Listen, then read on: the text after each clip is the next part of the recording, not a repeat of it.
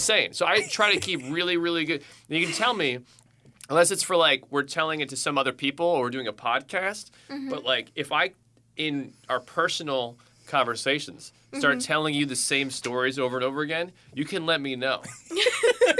Okay? Because it drives me somehow weirdly crazy when people start telling me the same stuff. Oh, I'm the same way. It's like one of my pet peeves. Yeah. And which is funny because Jack loves to retell stories. Well, And with that, we've attacked me, and that's the start of the show. there's like funny stories though. Those are like, I guess that's true. That's different. I guess you're like the storyteller. Yeah, I guess after a while, if we run out of stories, we won't be able to talk anymore. We'll have to create new stories. I will never run out of stories. Because you keep telling the same ones over and over again. No, I tell them differently. I tell them differently each time, pretty much, because I'm like... Oh, that's like almost worse, though, because I'll remember how he worded it the first time, and I'll be like, don't you mean X, Y, and Z? No, I mean like, X, Y, and Z. Oh, my chat does this. I forget. I forget stories. It was that. Who died? Nobody. I forget sometimes exactly how a story goes because I have a terrible memory. But my chat remembers, and then I'll be telling a story in chat, and people in chat are like, no, that's not how it went. I'm like, oh, yeah, you're right. Actually, it went this way. So, like, we're going down some made-up road, and I have to backtrack for a second so I can tell it the right way. You see, I have a solution for that. Never share anything ever with anyone. Just don't ever talk to anybody Yeah. for any reason whatsoever. Yeah. Yeah. You heard it here first, folks. Welcome, everybody, to the Roasto. My name is ImaginaryFriendJack. I am joined, as always, by the master of mod packs, the connoisseur of chat, as we're finding out, Darkosto. I stepped in cat vomit 3 times today. And we are once again joined in the studio by TheInevitableGrey. Welcome Yo. back. How is everybody doing today? Aside, cat vomit aside. I got new shoes. I didn't step in the vomit with the shoes, though. I got new I was shoes. about to say, that would be like the worst luck ever, is just, oh yeah, I got new shoes, this is great. Oh. Cats don't understand that keeping food in your body is important. Yeah. Yeah. They're Yeah. just like, they're just kind of, you know, and then they do it again, like 5 seconds later, like it didn't happen. Right. And I'm like, I gotta clean this up again? So we have 2 cats, right? We have one cat, Leo, who's a bit of a chunkier boy, sensitive stomach, depending on the Chunky. situation. Oh, yeah, super chunky. Nice. And we're actually working on getting him to a healthier weight. And He we're is- doing great at it. He's lost a lot of weight. I have a solution, by the way, for this. Oh? And this actually there's a funny part to this. They have hamster wheels, right? And they just like, they go on their wheels. Oh my gosh, yes, There's yes. cat wheels. Yes. Yeah, There's they're like large $200. wheels. Yeah, they're very expensive. We want one. And I was telling this in my stream the other day, and I said, because I saw it on the streamer, I'm like, I want one of these, but I'm not sure my cats will use it. They might just sit on it. And then somebody said, no, you should take that money and buy. And they showed me a link of these things you attach to your wall. It's like these little shelves, but they're canvas for cats, so they can walk around on it. It's like this little pathway, right? And then they can sit on it. So the cat wheel videos and images on their site, there's all these lean, very fit-looking cats. Yeah. The one that's sitting on the wall is the largest, biggest cat I've ever seen in my life, because he obviously just sits there all day because he doesn't have a wheel. I got this picture where you said like lean fittest cats. You want to? I can show it to you. Yes, it's like please. you Google cat wheel. It's like the Yeah. first site that comes up, and they're all like super, just like thin, but not like sickly thin. They're like Bengal cats and stuff like that. Yeah. I just picture like cats on the beach now, like like they're Cats doing like with a tan lines. magazine cover, but they're like, ooh, Sports Illustrated oh cats. god, no. No. I mean, Are you about to defend cats on a Sports Illustrated? Oh my gosh, I actually have something to share with you in turn. Anyway, so the reason why I brought our cats up is that our second cat, my cat that I brought into the family when we got I was together. about to say he's my cat too. Oh my god. Look, see these cats? That action pose. Look at that. Look at that cutie. But, okay, so those are marketing photos. So you would assume that they've either photoshopped those cats to look like that, or they just put them on there, right? Stop photoshopping cats. But if you look at any of the videos on onefastcat.com, I'm not sponsored by them. No. But that's not. That's a cute cat. Look at these cats. They're running and they're so thin. They're fupas. They're so little. I know. They're look at that. And they love it. They're just running, right? And look at how tiny these cats are. That one's just a picture. But anyways, they're all clearly in shape. Right. And the one on the shelf is just like he hasn't moved. Yeah, I don't know if his paws can touch the ground. It reminds me. Sorry. No, you're good. It just reminds me of the first time Leo figured out that he could scratch his ear. Oh my gosh. I don't know if I've told this story or not, but so Leo was like 30 pounds when I got him, and we had other cats when I brought him home for the first time. This was before and I met. He was on they were on just like a eat as you want because they were pretty good about monitoring themselves kind of thing. That's my contribution, by the way. Is this that website or that Twitter from last night? Yeah, it's a bot that makes cat pictures. And they are. Oh God. Is that a cat, but instead of a head, it has a chair? Yes. It's like perfectly normal cats or something like that. These are very scary pictures. Some of them. Yeah, it's a bot that tries to. It has, you know how like they make like the fake people with the bot or whatever. It's that, but cats. It's called Normal Cat Pics at Normal Cat Pics on Twitter. Nice. It's pretty delightful. It is. What was that? Oh yeah, Leo. Did he scratch his ear for the first time? Yeah, so he like I said, he was pretty big, and then we brought him into a home environment where we couldn't really put him on a diet. We couldn't monitor because the other cats wouldn't be able to eat, and they were pretty healthy, right? Yeah. You can adjust your mic. No, sorry, I didn't want to interrupt because I've already taken 2 stories off the rails. You're good. I've interrupted your story, and I'm about to do yours. We're just sitting here, and Darkosto makes this face of like. Well, because my microphone, the end of the stand, the butt of the stand was right between your eyes. So when I was looking at you, there was a mic stand in the middle of your face. So I wanted to get a better look at your face, but I didn't want to interrupt your story. I have interrupted the story. Not good face. I have interrupted. So everything that I didn't want to have happen happened. Yep. That's the show. But yeah, so we finally get to our apartment. We get Tobe is on a diet already. He's on a pretty fixed diet, so we were able to easily transition Leo. I say easily. It's easy to stop giving him more food. It was not easy to start listening to him want more food because he just got super talkative, hey. But he started losing weight, in an appropriately, decent amount of time and wasn't too fast or anything. And one day, we're sitting on the couch. It's just him and I. I'm, watching something on YouTube or something, and he's always been so big that when he goes to scratch his ear, he can't get there. That's the saddest thing I've ever heard. I know, right? It is pathetically sad, and you just. I want to see a short video where he goes to do it.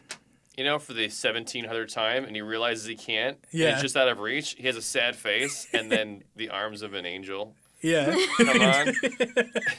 And it just fades out. It was, you would hear that in your head, and then you would just reach over and scratch his ear, right? Yeah. Because you're trying to help him out. Well, we're sitting there, and then he goes to do it, and instinctually, I'm okay, I'm gonna have to scratch his ear for him, but you hear the little bell on his collar because he's getting there, and he's doing it subconsciously, and then he stops, and he wide-eyed realization looks at his paw oh my God, and then he looks at me are you seeing this? And I'm looking I saw it, buddy. Did you know that's this impressive. Is possible? I'm that's impressive. And I swear for the next 5 minutes, he would just scratch his ear. Didn't even itch. He was just so happy. He just wanted to. Yeah. He just wanted to do it. Because he could do it. Yeah.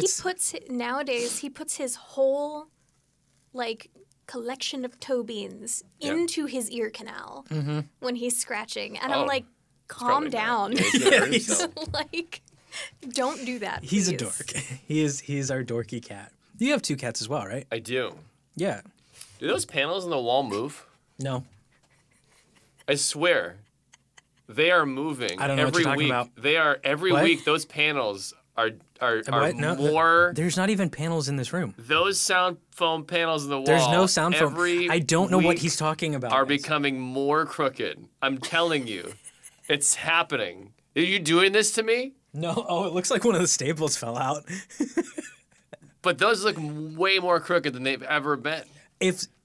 Then we have a ghost, because I don't come in this room unless... You don't look at that wall. I look at that wall Yeah. No. for an hour and a half every 2 weeks. Maybe No, I look at the maybe other they're wall settling. that like actually looks What nice. does your wall look like? Let me see. Oh, looks- your wall looks like. Did you looks like you measured that one? It's all nice and everything like that. I didn't Did you measure. do that on purpose No. for me? I mean, now I kind of want to say yes, but the answer is no, I didn't. I put those up because we had them, and I was like, I need something. And then we got the other foam, and I was like, oh yeah, like, and I actually like thought about where I was gonna put it, not just, oh hey, because my mic used to be set up on your side, Yeah. because that's the better filming wall. Right. I don't know why it's the better filming wall, but it is. Because it's not. It's not that wall. Not that way. Yeah, but and also like this wall goes out into the hallway, so I was like, I'm just gonna put more up on this side but I need to pull that down and fix it anyway. But I just haven't because Like- I have had other things to do because I'm a horrible with person. Feel Yes, screwed with. you should. Okay. Everything he does for you. Like Brian Adams. It's all for you, Darkosto. Thank you. It's like the world does revolve around me, or the Did universe. you not catch the Omen reference there? The Omen. Yeah, What the heck is Omen? Is that The a TV Omen? show? the movie, The Oh, I've Omen. never seen it before. Oh yeah, it's Damien the Antichrist is born, and like at one point in the movie, like a lady's like, "It's all for you," and she like dives off the top of a building. Oh God. Yeah, No, like- I was no. Please don't I dive off of a building. I was no, I didn't catch that. I caught the Brian Adams reference Oh, instead. because everything I do Yeah. or whatever. Yeah. It was Robin Hood. Oh, it was That was for Robin Hood. the Kevin Costner one, Was right? it for Robin Hood or was it made around? I think it actually was made for the movie. That was back when sometimes they would get Yeah, that people was to, but it's so definitely in that weird era. because like it's done in like the medieval times, and it's not. It's just so weird. They got like a pop artist to do that song, and it was clearly a marketing thing. Yeah, I mean, but that was just like that era of movies. Let's be honest. Like everything had to have like original song by some hot artist of the time, and That had Morgan Freeman in it. It did. Everything. He was It did. in the beginning where they're all in the jail. he's throughout the whole movie. Yeah, that's right. He was in the whole movie, but that's Yeah, where because they met, he's right? basically like the Little John character, right? Is he? No, I thought Little John was literally that guy who came in rolling in the wine cart. Oh, Oh no, or that was was Little the John friar. where they fought on the log in the water? maybe. I don't know. I remember Robin Hood Men in Tights more than I remember the Kevin Costner Robin Hood. Oh. It's funny because how many times did they try to do Robin Hood? Was that A which lot. was that the better one? Was Kevin Costner the better one? It was kind of a weird movie. Like at the Most end, people, yeah. there's some scenes where at the end they're trying to go with what's her name? What's the actress's name that Maid Marian? I'll look it up. It's Maid Marian, isn't it? Maid Marian's the character, yeah. There's is it the sheriff or somebody was like they were trying to That's the one with Alan Rickman as the Yeah. sheriff of Nottingham, right? That's right. That was like one of his first. There was some No, weird. well, that wasn't his first roles, but There was some I miss weird him. like too. scenes that seemed like they were in a comedy. It was almost like because I used to for the longest time Robin Hood Men in Tights and Robin Hood with Kevin Costner or Prince of Thieves they were intertwined. yeah, they really kind of are. And it was very weird, and I realized that one is more of a serious one, even though there was some scenes in it that I always thought were like, this is kind of weird for this tone of movie. Yeah, they like have a lot of like levity at times because Yeah. like the story of Robin Hood is like kind of filled with like humor and stuff. Yeah, I think it's kind of a hard story to be like 100% serious. Unless Until you you get- take it with the Russell Crowe version where it's like Yeah. Ridley Oh, yeah. Scott's like super like super grim dark. You yeah. have to get what's his name who did the new DC movies, Zack Snyder. Zack Snyder. Zack Snyder needs to do David S. Robin. And David S. Goyer needs to pen the script because Yeah. that's the reason they're so dark. So they have In that version of Robin Hood, would Robin Hood's mother be named Martha? Why did you say that name? Oh my God, that. Martha. Jeez. Okay, the Martha thing. We just both put our glasses down on the table. Both of us just independently, but at the exact same time, took our glasses off, put them down on the table, to then put our hands in our face to describe the Superman v Batman movie. It was not coordinated ahead of time. Like, I knew what they were trying to do in that moment with the movie. It's just they went about it in the worst possible way. You like the color blue? I like the color blue. Let's be best friends. Let's not try and kill each other anymore. Exactly.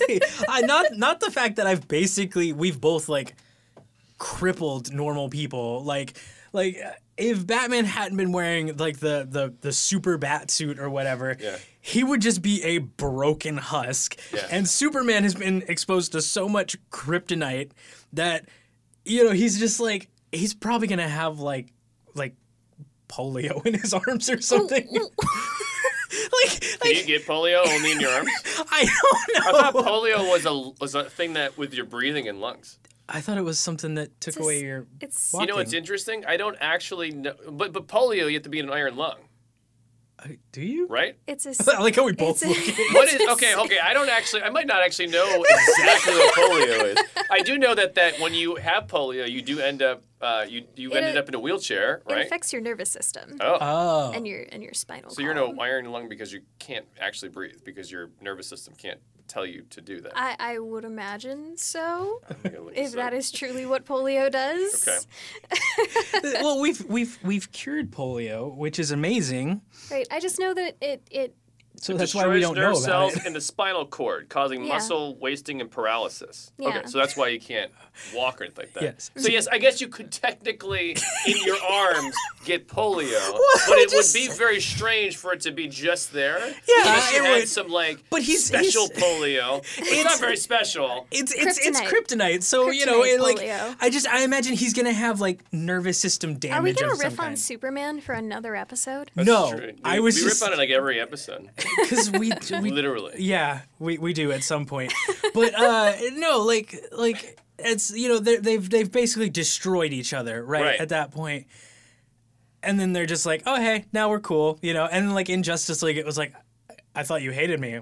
I don't hate you. I don't not like you. Like, how do you get to the point though where it's just like you're sitting at a table talking about the movie and you're like, what do you do? Like how does that get said? And then everybody else at the table is like, that's what you're gonna do. We're gonna do the Martha thing. That's a great idea. They have common ground. I mean, well, first of all, like whoever took the time to realize that Martha Wayne and Martha Kent like shared a name. Yeah. Like, good job on them for having their comic book knowledge, first of all, in that similarity. And like until that point, I don't think I'd ever really thought about it. So that was good. But way to try to do something and completely miss the mark. Like in that moment, it's supposed to be the moment that Batman realizes that Superman is actually human, right? Right. Like, and it's supposed to be a powerful moment.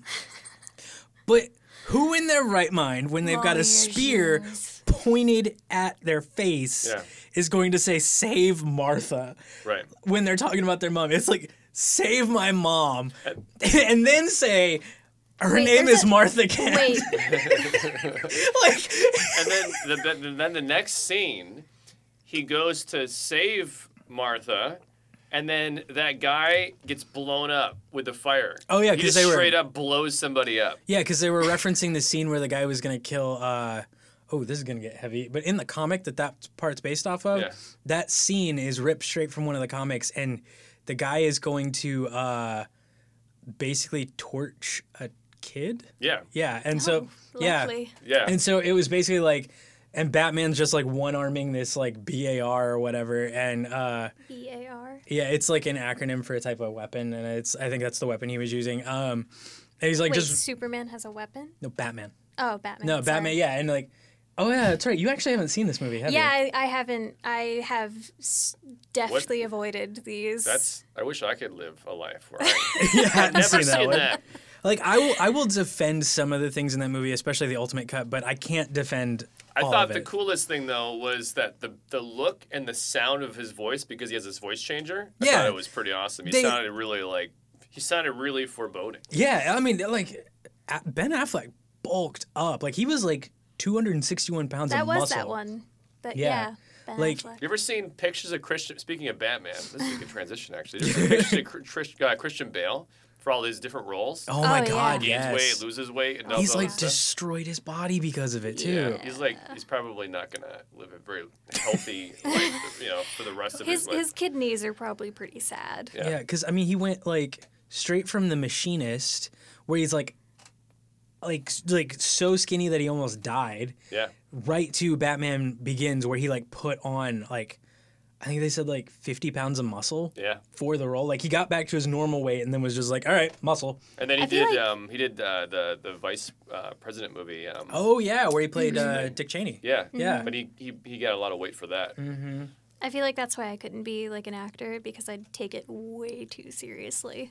Yeah, he's like he gets really into that, and like I can't imagine that. Yeah, well I mean, that's it's great I guess for the role, but then when you think about it, it's like, man, somebody's really putting their health on the line so you can watch a good movie. yeah. Well, they that's actually one of the problems. Still speaking of Batman, what Robert Pattinson's Batman is having trouble with, or what they was saying he was having trouble with, is because he's the right height for the role, but his body, the way he puts on muscle, doesn't match the foreboding, massive. Is he more of like a slim? He's a lean muscle, and so Right. they were like, they were saying like production was postponed at times because of that.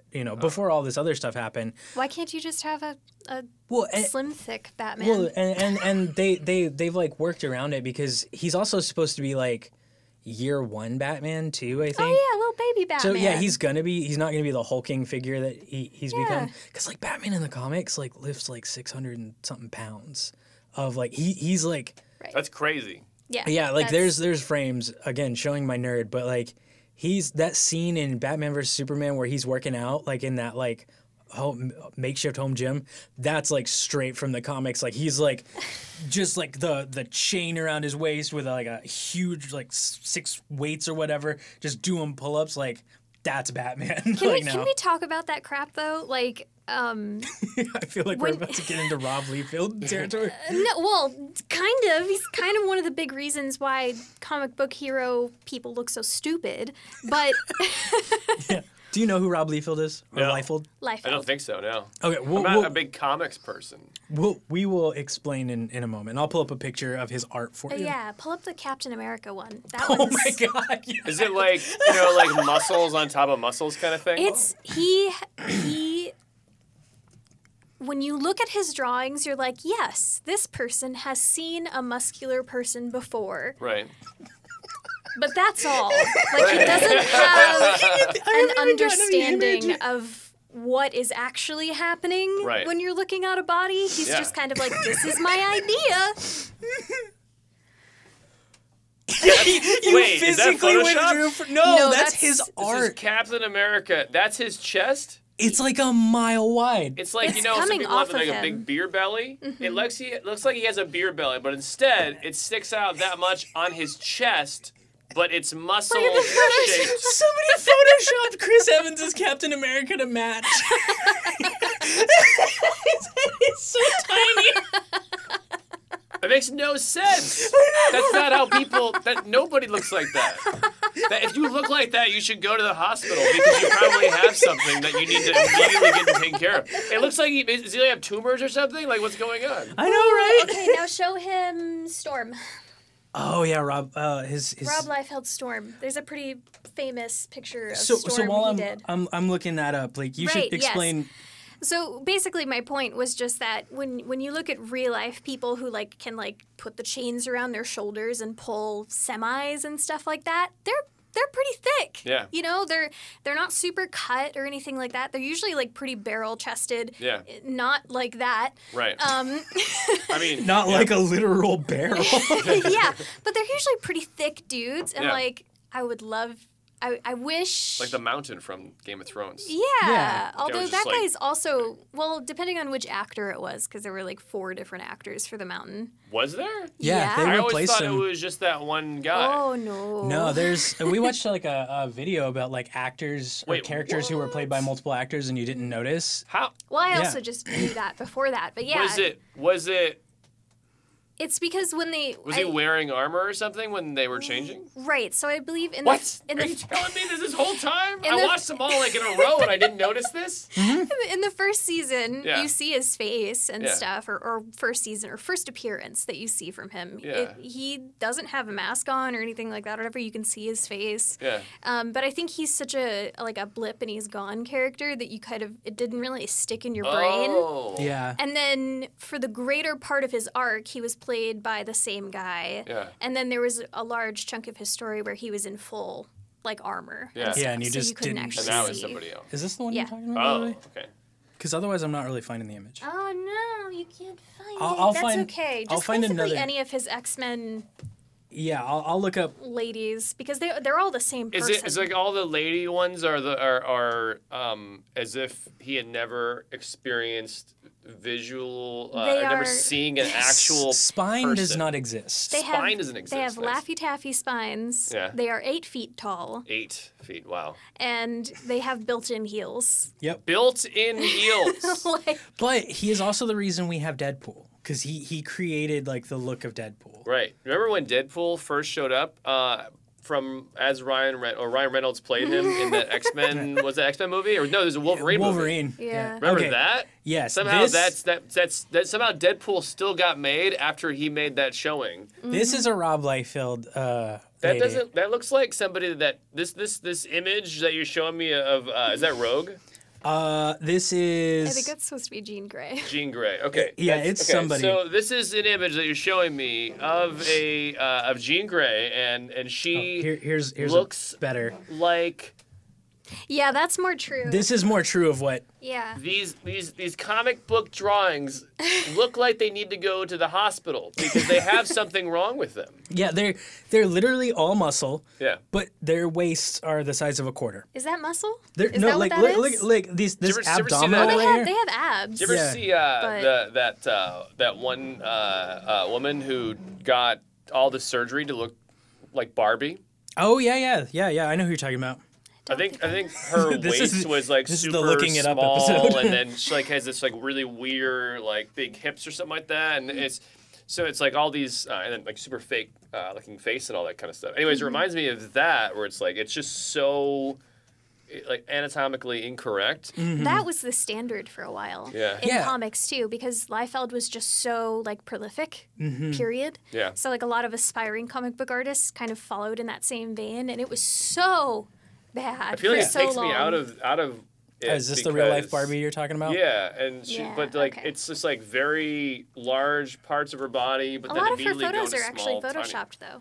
Okay. Which Yeah. is good, but still. I mean, she still has a very unrealistic body. Right, But, like yeah, if don't- any of those comic book characters were a real life person, it would look really weird and wrong. Yeah. Okay. So there's a detail that I just noticed. I don't know if you caught it earlier, but on this image, you see that's where the spine or like the back meets is right here. You can actually see. Oh, It's yeah, smaller you're right. than it's like you It's think. like the letter V is on Yeah. their back. Like that's how angled it is. oh, cry me. Yeah, it is ridiculous. But Yeah, no, it's bad. Like That takes me out of the whole. See, that's one of the reasons when I saw comic books when I was growing up, and I saw all of that. It was just like, this seems kind of weird. Like, I'm not really a big fan of this art style. I would Yeah. rather have it be more. comics are so much better now. they are. Yeah. They- Oh my yeah. God, there's some legitimately beautiful comic books out there that Yeah. do not do that. Oh yeah.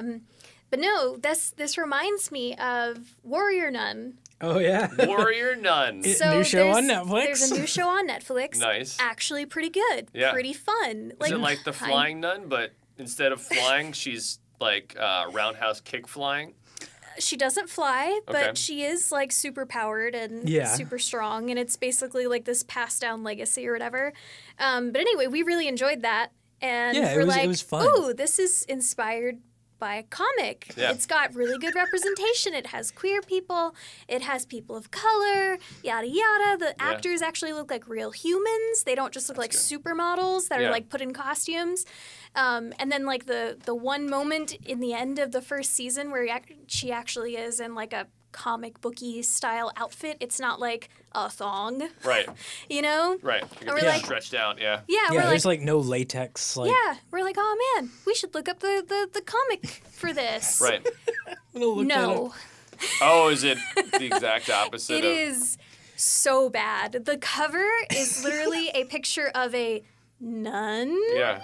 question mark, Oh. wearing a habit, Yep. and then one of those Y-shaped string bikinis that start at the crotch and then Wait, just... the nun is wearing the bikini? Oh, she is. Uh-huh. Does it make, so her habit like comes down into like a cape. Uh-huh. And then that's not... So she's got the habit. Yeah. She's got like the shoulder cape thing that Mother Like a Superior vampire uses. wears, Yeah. actually. And then like It that looks has like a like vampire. And ironically, she has a modesty cowl. Yeah. yes, but But the everything rest of it... everything else is on display. Right. She's basically wearing a loincloth. And I've Yeah. seen some pictures where it's like even worse, where she takes off the habit and everything. Oh. Oh my god, it's so bad. That looks It's strange. they changed so much Her for the leg show too. looks like it might be broken. Yeah. That muscly leg they're trying to pull off looks like it's broken. They might need... She might need some kind of a cast for that. Yeah.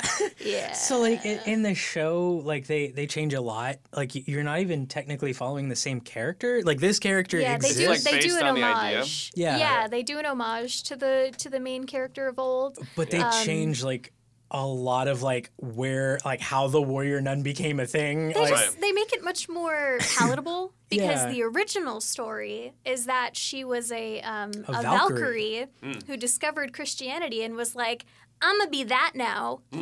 yeah. And then then- like every like however many years, the soul of this Valkyrie jumps into another person and becomes like a new incarnation of the warrior nun.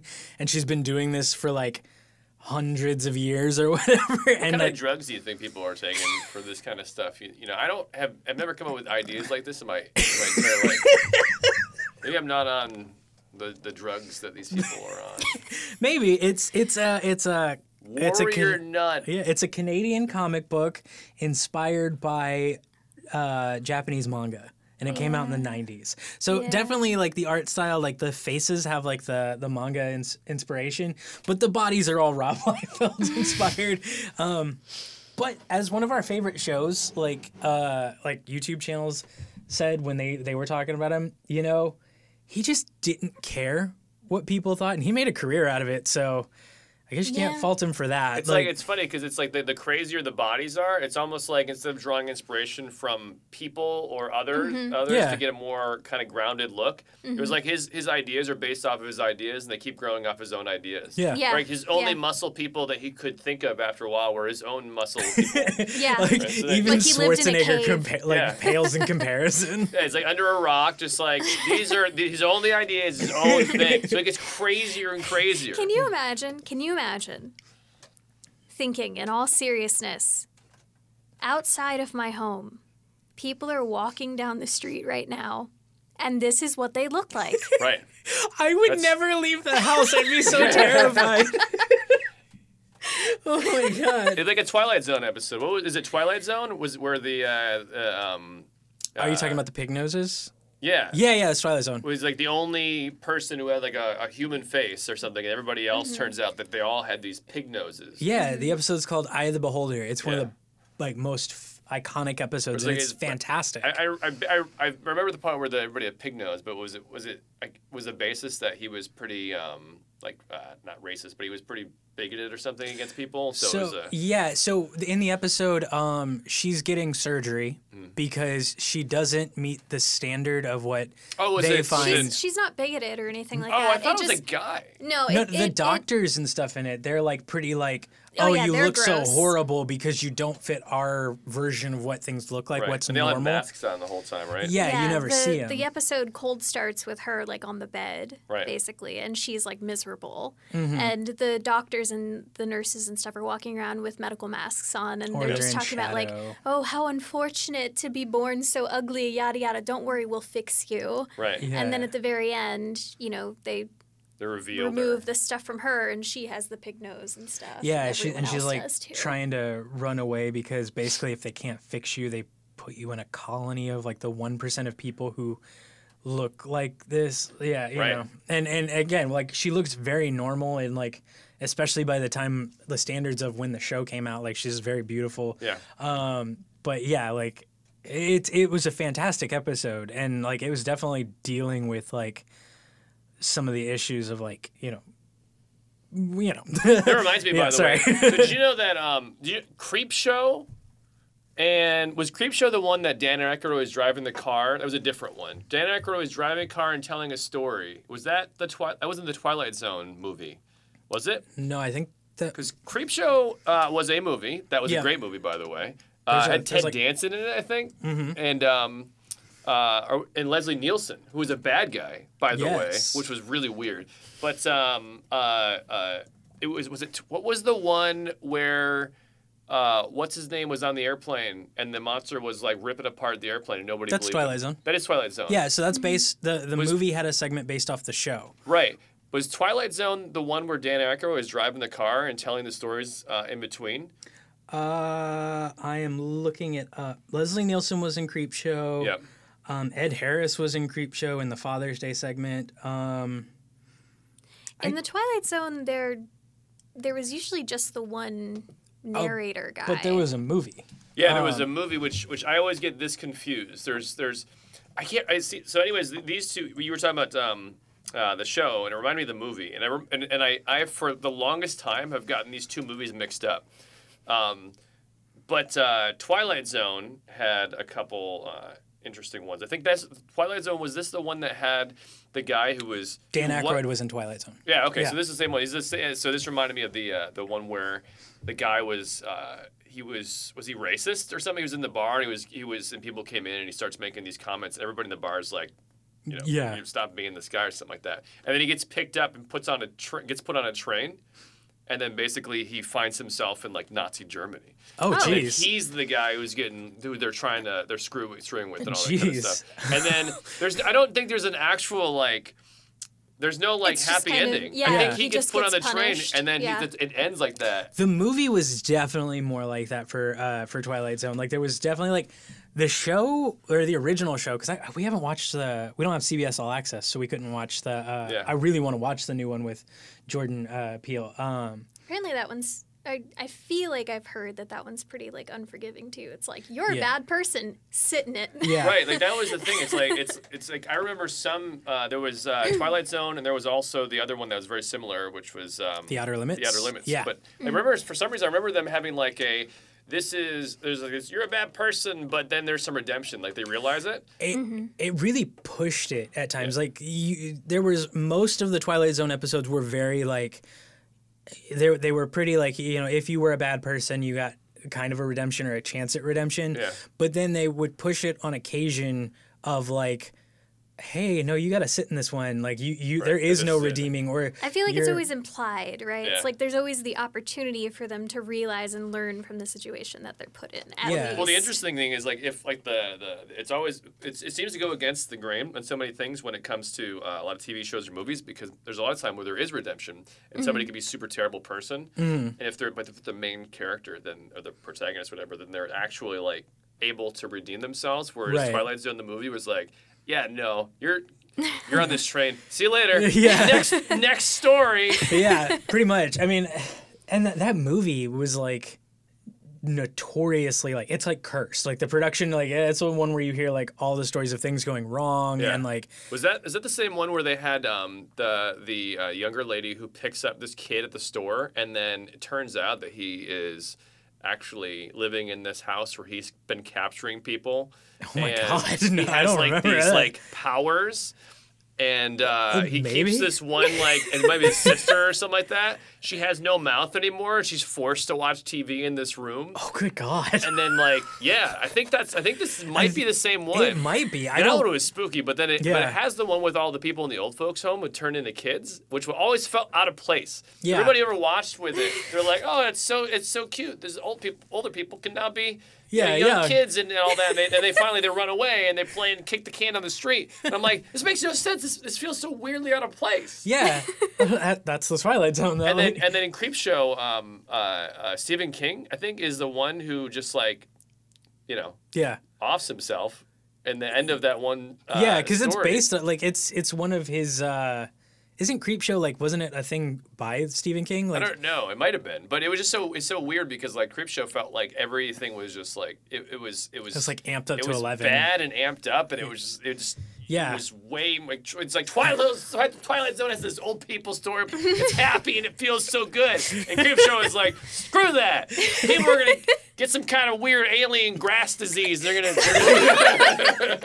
alien grass disease. Oh my god.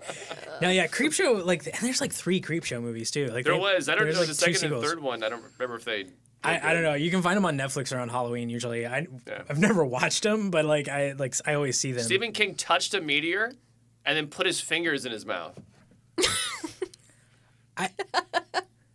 He would be the first one. He would get corona. He would get corona. That character would get corona. Yeah, that character would be walking around, putting his fingers and hands all over his face and his mouth. He probably wouldn't even wear a mask, to be honest with you. Oh, there's a doorknob that 800 people have touched. Lick. Yeah, like that was. It's just why would you put your fingers in your mouth? You just first of all, he touched the meteor. It just landed, by the way, in his yard, right? Oh my god! And he touches it, and then he puts his fingers directly in his mouth. And then does it have ooze on it or something? Like, is he just like, ooh, dirt? It just so crashes. Like I have to remember this because it's been a long time. But he lives on a farm in the middle of nowhere. Okay. Meteor crashes down. He's like, what's going on? And he's not the character is supposed to be not very bright. And right. So he walks out there and he gets down there in the hole with the meteor. Which would be so hot. And it's that's the first thing. It's like it's smoking a little bit, but it's not like it doesn't seem like it's gonna burn him up as soon as he gets down there. So he goes in there, and I think he either cracks it open or something, but he touches it. Oh, I remember. He pours water on it, and then right? Doesn't he pour water on it, and then it cracks open because the heat and the water, for some reason, just do this. And then he touches it, and then he's like, ow! That's hot! So he puts his finger in his mouth. He puts his fingers in his mouth to cool it down. And then turns out, this entire time, now that this has cracked open, there's like this ooze or something in it. And there's this grass, this like really like, it's like a weed, it's like an alien weed. And it's just like, not like alien weed like drugs, but like, weedy puffs. Yeah. So it's like, it starts spreading, right? So this all took place in Colorado, right? So it's all spreading all over the place, and it's just taking over. And then by the end of it, he's sitting in his chair, and it's grown out from his mouth because he's noticed it's been growing on him because he touched it and put it in his mouth. Yeah. And his whole place is just filled with this stuff. Oh my god, that reminds me of so when I was in college. Also, I just realized I was yelling at you because I was really emphatic about the story, so I'm sorry. It's okay. It's okay. All right. Yeah. That just reminds me of so when I was in like my first year in film school, I was also taking like these creative writing classes, and one of them was called Pulp Fiction. And like everybody who signed up for the class, including myself, originally thought this is going to be 6 months about the movie Pulp Fiction, because like I hadn't lost my Quentin Tarantino's a great filmmaker, thing yet. Like I was still a very naive, young and naive. Yeah, and I was like, oh, he pushes the bounds. And I'm sorry. Can you imagine how boring an entire semester's worth of classwork would be on one film? Probably do a couple weeks. Yeah, I realized very quickly that it was about pulp fiction, as in the writing style and the old pulp magazines and like stories like, you know, Sam Spade and you know, Conan the Barbarian and all these things. And Wait, Conan the Barbarian is a pulp fiction thing? yeah, Oh. yeah, he was started in that era. And the Conan stories were like huge. And if you look at like the way it goes, like most people when they think of like pulp novels and stuff, they think of kind of the really trashy ones from like the 40s and 50s. Yeah, it's more like it's like shorter pop media basically. Yeah, like and, popular stuff. Yeah, at the time. and the 40s and 50s got to where it was very like exploitative, and like that was when you saw the covers of like half-clothed, you know, ladies, and like there's some dude like coming in to save, because World War II had like reshaped like the medium, and people wanted more of that, and that's where like a lot of the invaders from space kind of stuff came from. Right. But like if you look at the 20s and 30s where it started, it was more like it's where science fiction kind of really got popular, was because it was already like a thing, but this became like, hey, we're gonna take some of the science, make it a little bit more palatable. Yep. And it became like a weekly, like you went to go get it, and it was meant to be thrown away afterwards. Like, but that's how Conan started. That's how Tarzan got popular at times. Like all like the detectives, like, you know, the Maltese Falcon is like a famous movie. That character came from these, you know, short stories, the Sam Spade character. Yeah. But we did like one like story where it was exactly like that. Like where like this guy goes to like find his colleague in like this rainforest or whatever, and when he finds him, he basically like falls into this pit, and then he sees like his friend, and like plants have like infected the inside of his body and like come out his like mouth and eye sockets and stuff, and it's like, oh my God. But the way it's written is so like intimate. Like Nice. and like we did this whole thing, and it was basically like, yeah, that was like a fear, was like the intimacy with plants.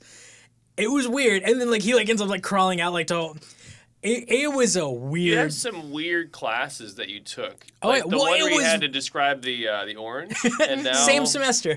Nice. Same semester. I was tortured that semester but like you look at some of these stories and they're fascinating. Not that one specifically. That was just one of them. But I still have my I mean, like, it's kind of neat. yeah. I still have one of my huge volumes of Pulp Fiction, because I have the detective one, and then I had the like the adventure stories one, and they're really cool. Some of them are, I mean, they're definitely products of their time. I'm gonna put that out there now. But if you go in with that in mind, it's actually like you can see where a lot of what we do today, like our media today, draws inspiration from some of these characters. Like James Bond is basically just like a more like hardened version of some of these guys, like some of the detectives from there. It's pretty cool to actually go back and read. But that's what it reminded me of, was just like this guy in a pit, and like his friend had like stuff growing. It's the way they wrote it gets under your skin. It's weird. That reminds me. You were telling me about how the plant stuff is coming out. As this fear that I have of my eyeballs being poked out. It's a very number one top fear. Top fear is having my eyeballs just poked out. Just poked out. Yeah. That's okay. If it's any consolation, they're pretty rooted in there. Yeah. It would take like. I don't want to know what it would take. You don't need to explain what I can imagine. I just saw the fear on your face. I just have the, which is great because I only started wearing glasses because I finally got my eyes checked not that long ago. Mm-hmm. So I feel there's another level of protection Yeah. That's true. between things in my eyes. But I don't know what it's just this. So people do things around my face and my eyes, and I start getting really like this dread, this inner dread, like what I would now. I mean, I'm sure that I would, grow to live and deal with it if I did have. I just no, I thank get it. you. No, thank you. I'm weird about like anything around my wrists. Like I'm not good with it. So like certain movie scenes, I just like, nope, can't watch that. I can't watch. I'm really, when it comes to like certain gore and whatnot, I can't. It's really uncomfortable.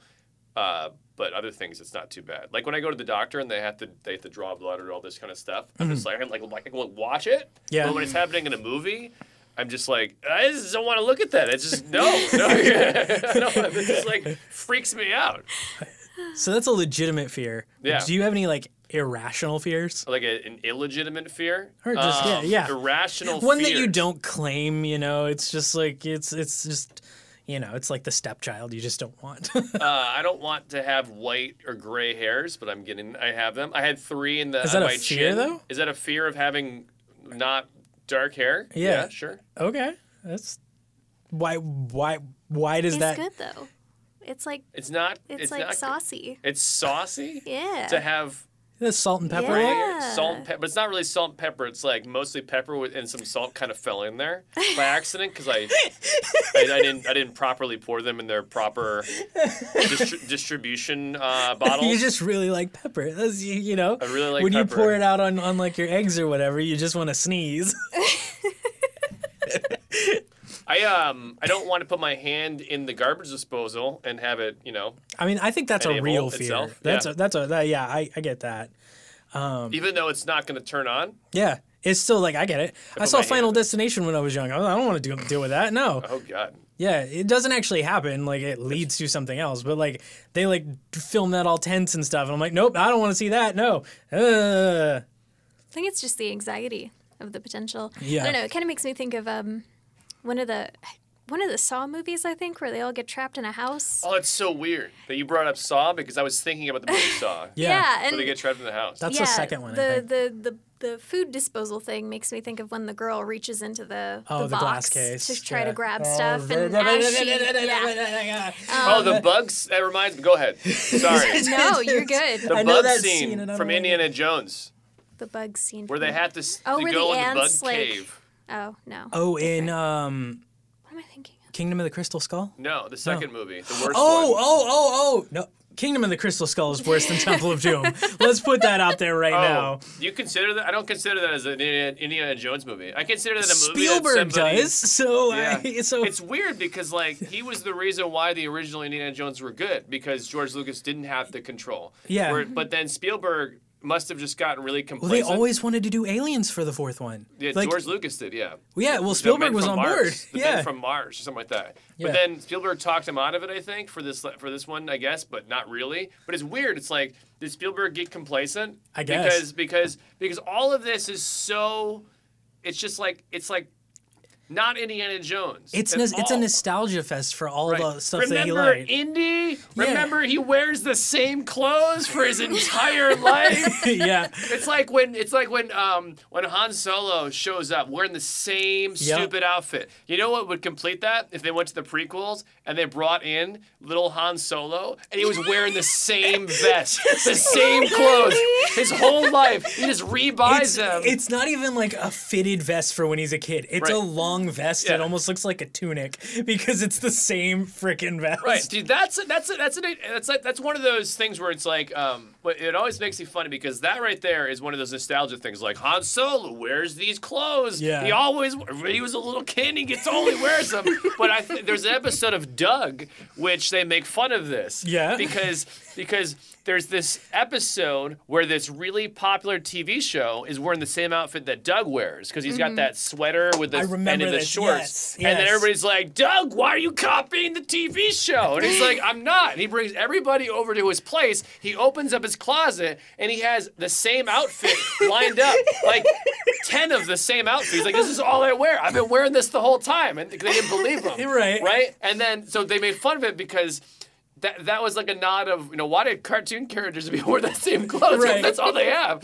And then at the end, Skeeter, his friend, his outfit, he's like got the purple shirt and those weird those pants that go down to like not they weren't full, like they were his- capris. They were like Yeah. capris. Yeah. So then the TV show wears that, and everybody's all about Skeeter because he's wearing the clothes now. Right. But it was funny because Doug made fun of it, whereas Indiana Jones or Han Solo Yeah. and Indiana Jones, it wasn't. It was serious because they're like, hey, you're dumb when you watch these movies. Remember the outfit he always wears because you won't remember Indiana Jones other ways. Yeah, you can't recognize them if they're not wearing their Exactly. iconic This is outfit. this is what drives me nuts about Star Trek Nemesis.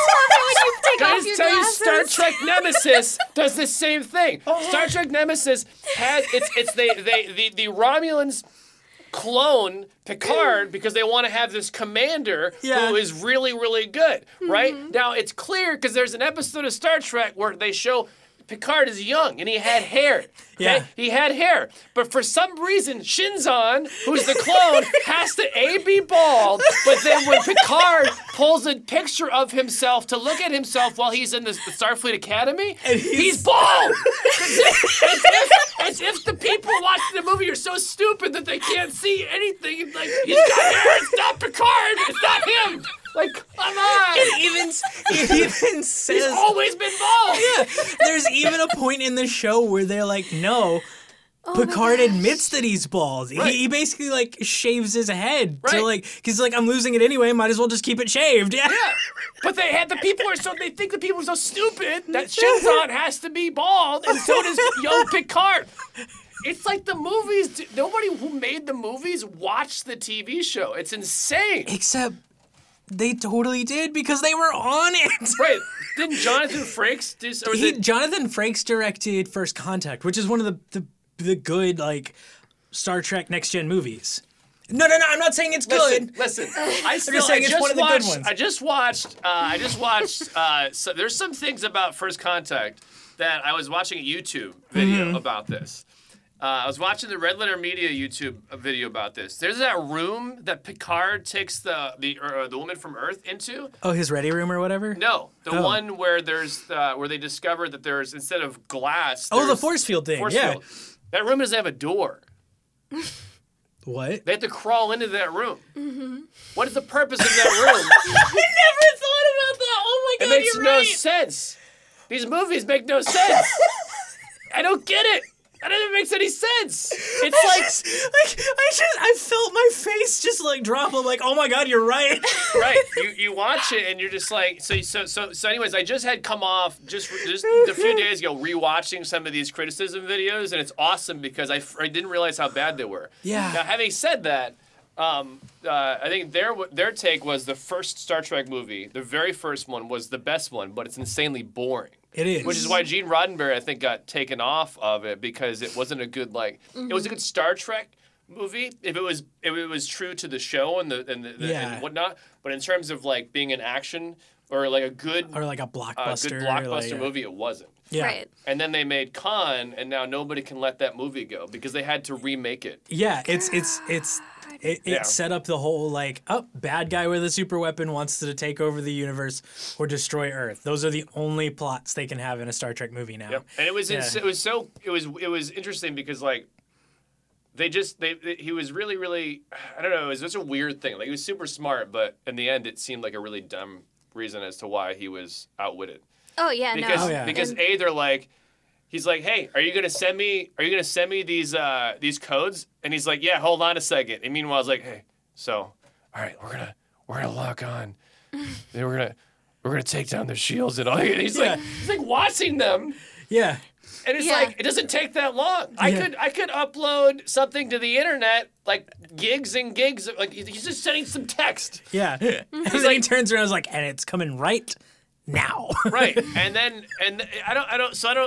don't get it. And then they go, and then he does have the concept of 3D space. Like, does he live on a 2D background? We all live in 3D. I don't understand. Like, what? Is he used to driving a car? I don't know. Yeah. Well, I think space travel wasn't super prevalent when Khan was on Earth. I don't think he was pretty early metahuman, but still. Like, it's amazing to me that they're in space. Yeah. And yet, does he just fly straight? On the straight plane. I mean, if you think about it, like they kind of talk about an Ender's Game, like in the book, like you never really think about the fact that in space there is no up or down. Right. Like there's no left or right, there's no up down because there's no gravity, and so like in Ender's Game, they like end up winning most of their battles in the training room because Ender realizes that and he's like, hey, remember, the enemy gate is down. Mm-hmm. So he gave them all a way to orient themselves. But I could kind of see where if Khan like doesn't like, he's never thought about that. He's a brilliant tactician and he's used to like ground warfare and like aerial battles with gravity. And in the show, he was floating in space. He got to be on a ship for like 3 days. Space Seed was the name of the episode. And then they abandoned him on the planet with one of the crew members, ironically, she's just like, nope, I want to go. Like, and it's like, you realize he's a terrible person, right? And no, I don't care. I like him. He's fascinating because he's from the past. Which, by the way, didn't they blow up one of the moons or one of the planets next to it, and yet they're still all there? There was a supernova. There was a supernova of another. They're on SETI Alpha 6 and SETI Alpha 5 blows up, right? Or it's they were on SETI. They were on SETI Alpha 5, which they knew was a habitable planet. It was a Class M planet. Right. God, I sound like such a nerd, and I love it. It's a Class M planet, and then there was a star that went supernova that basically knocked everything out of whack, and SETI Alpha 5 became uninhabitable because of it, if I remember correctly. Right. Because, but the SETI Alpha 6 was the one that blew up, or was they knew that SETI Alpha 4 like didn't have inhabitable life or something like that. Right. Like it was just something about it was like non-livable for humanoids or whatever, and so they put them on SETI Alpha 5 because they could live there. And like in the show, they never really talk about it. They just say, "Oh, this is a habitable planet." And then in Khan, or Wrath of Khan, they're like, "But we gave you a habitable planet." He's like, "No, this is SETI Alpha 5 because of this thing that happened." And it's like, You abandoned us to die. And it's like, no, they didn't. Go back and watch the show. No, they freaking didn't. They're like, no, this is a habitable planet. You can wake up all your people. We're telling you how to do it. Right. Live, prosper, be your own thing, whatever. Live hopefully, long and prosper. yeah, hopefully become a good person. I think that where Star Trek stumbles a bit time and time again is that it's a show about people and morals and socio problems and suchness, and it kind of, the science definitely falls behind. Yeah, well, it's lot weird of because like they made cases. in the TV show, they made such a big deal about trying to be grounded in certain ways or whatnot, or at least in the future grounded, right? It's not like these like leaps of these leaps of faith in terms of like, it seems like they spent a lot of time considering the technology right. in the show and whatnot as much as they could, but then there's definitely a lot of things that are inconsistent, probably because it was due to like story and whatnot, like Also just different writers for Yeah, different and they were in episodes. uncharted no, it's more so territory. like, why aren't they teleporting? Like, why aren't they transporting everywhere in certain places? That's like the teleporter and why. Do you know why that like actually even came into existence? Was it due to a budget No, issue? so they were going to make models Yeah. for them to like shuttle down Right. to the planet, but they weren't done. And they had to film, and like this is a huge project that nobody's ever, like really the studio didn't have faith in, and Right. then they were basically like, we need a way for them to get down. What are we gonna do? And like Gene Roddenberry took a glass of water and some glitter, set it down and swirled, and was like, film it. And that's how you get my God. that's how you got like the transporter effect. That's the amazing. story anyway. But yeah, it's basically that like the shuttles weren't done. Right. But it's so weird because like there's so many times where I wonder why they don't just transport somebody. It's Yeah. like instantaneous. Yeah. But yet there's so many times where they have to physically move somewhere else, and the reasoning isn't always a really good reason. Yeah. Yeah. And like I think they like kind of retcon it in like some of it. It's like in the Next Generation, they've made so many leaps, but in like the original series, like you can't do interplanetary beaming basically because it's not exact enough. Right. But you can do from like it's basically like line of sight almost. Like if you're on the planet, you can go up to a ship. Right, which is fine. And then they remade the new movies. Yeah.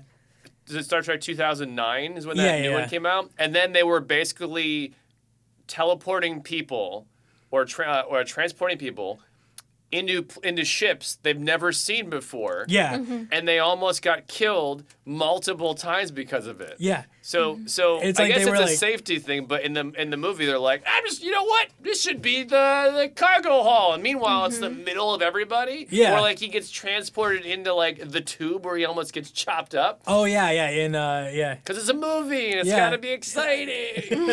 But no, that's kind of what I mean when I say like the science kind of falls behind in that like they'll establish things because they're like, ooh, this is neat and this really suits the story Yeah. in this episode. Right.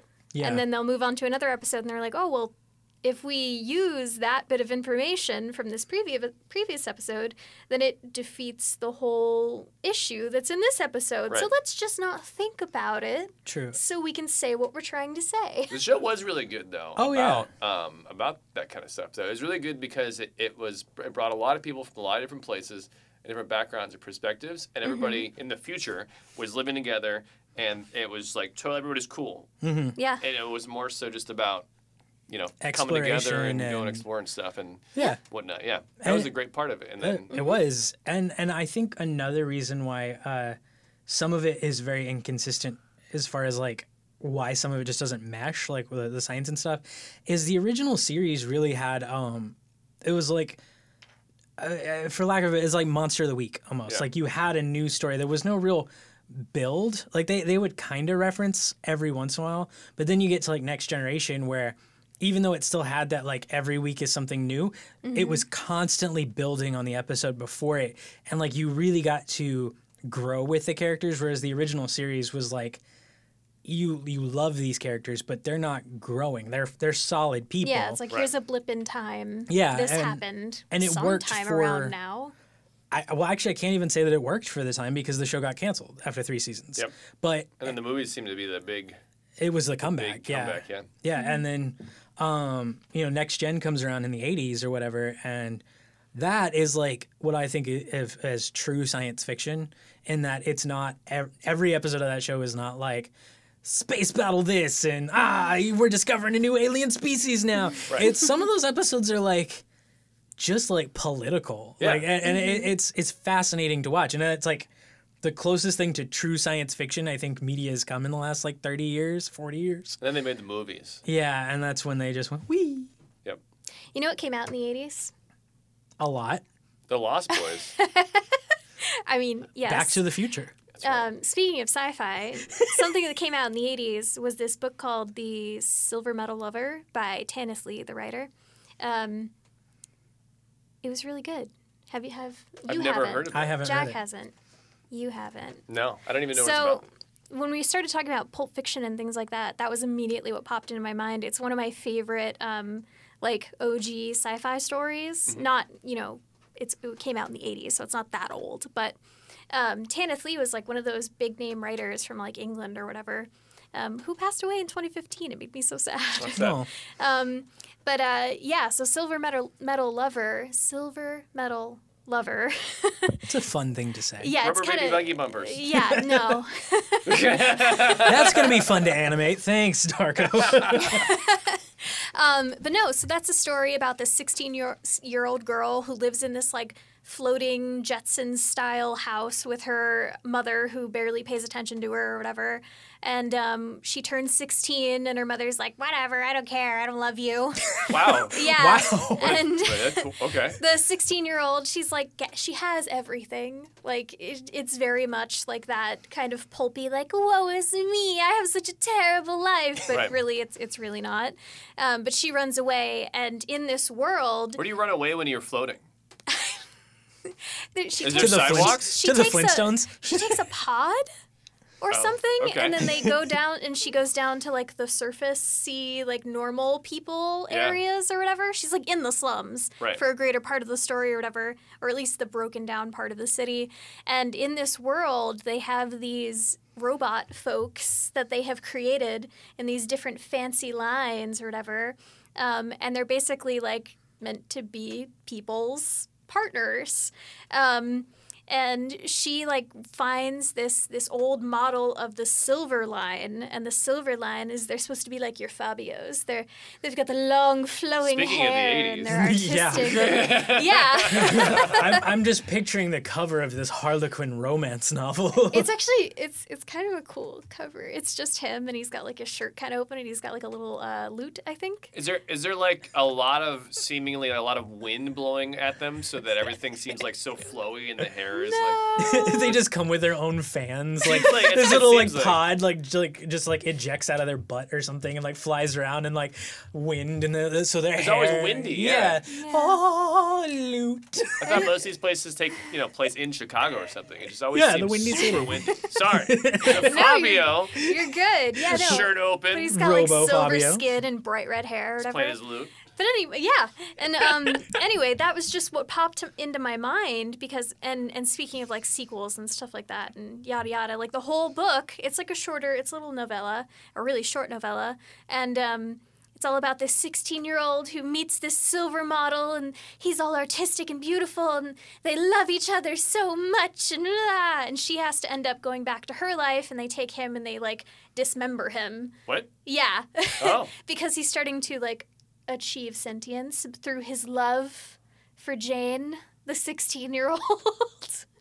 So love develops sentience. Can get you dismembered. It also transcends time, if you didn't know this. Yes, and space. In space, yeah. Actually, I was going to say the problem with the sequel, and the problem with the sequel is that he gets reborn as another version of himself, I guess. He just Ultrons himself into another, well, so like another body. They continue making this series of lover robots or whatever. I guess his mind, his sentience somehow ends up in one of the new forms. I love your face. You're just like dumb-eyed, mouth open, like sure, whatever. This is the 80s. Yeah. Apparently. But anyway, he ends up in like a whole another body or whatever. And the whole problem with the second story is that he just like, despite apparently being like the same robot that was so in love with Jane that he became sentient. Right. He meets some other girl, and the whole book is about him just like falling in love with her instead. Like your like So whole body just was like no. Is about this girl who finds the robot. So is the robot the real main character then, I guess? In the sequel, I guess. But yeah, he's just like, yeah, I was in love with this. Oh God, and there was like, I think in the second book, the main girl also knows of Jane. Like, they heard the stories of how he gained sentience. Is Jane just with this girl? Is this in like the future and Jane's like passed away? Because it's like, I think she should still be alive from everything I've read. Like, it wasn't that long ago.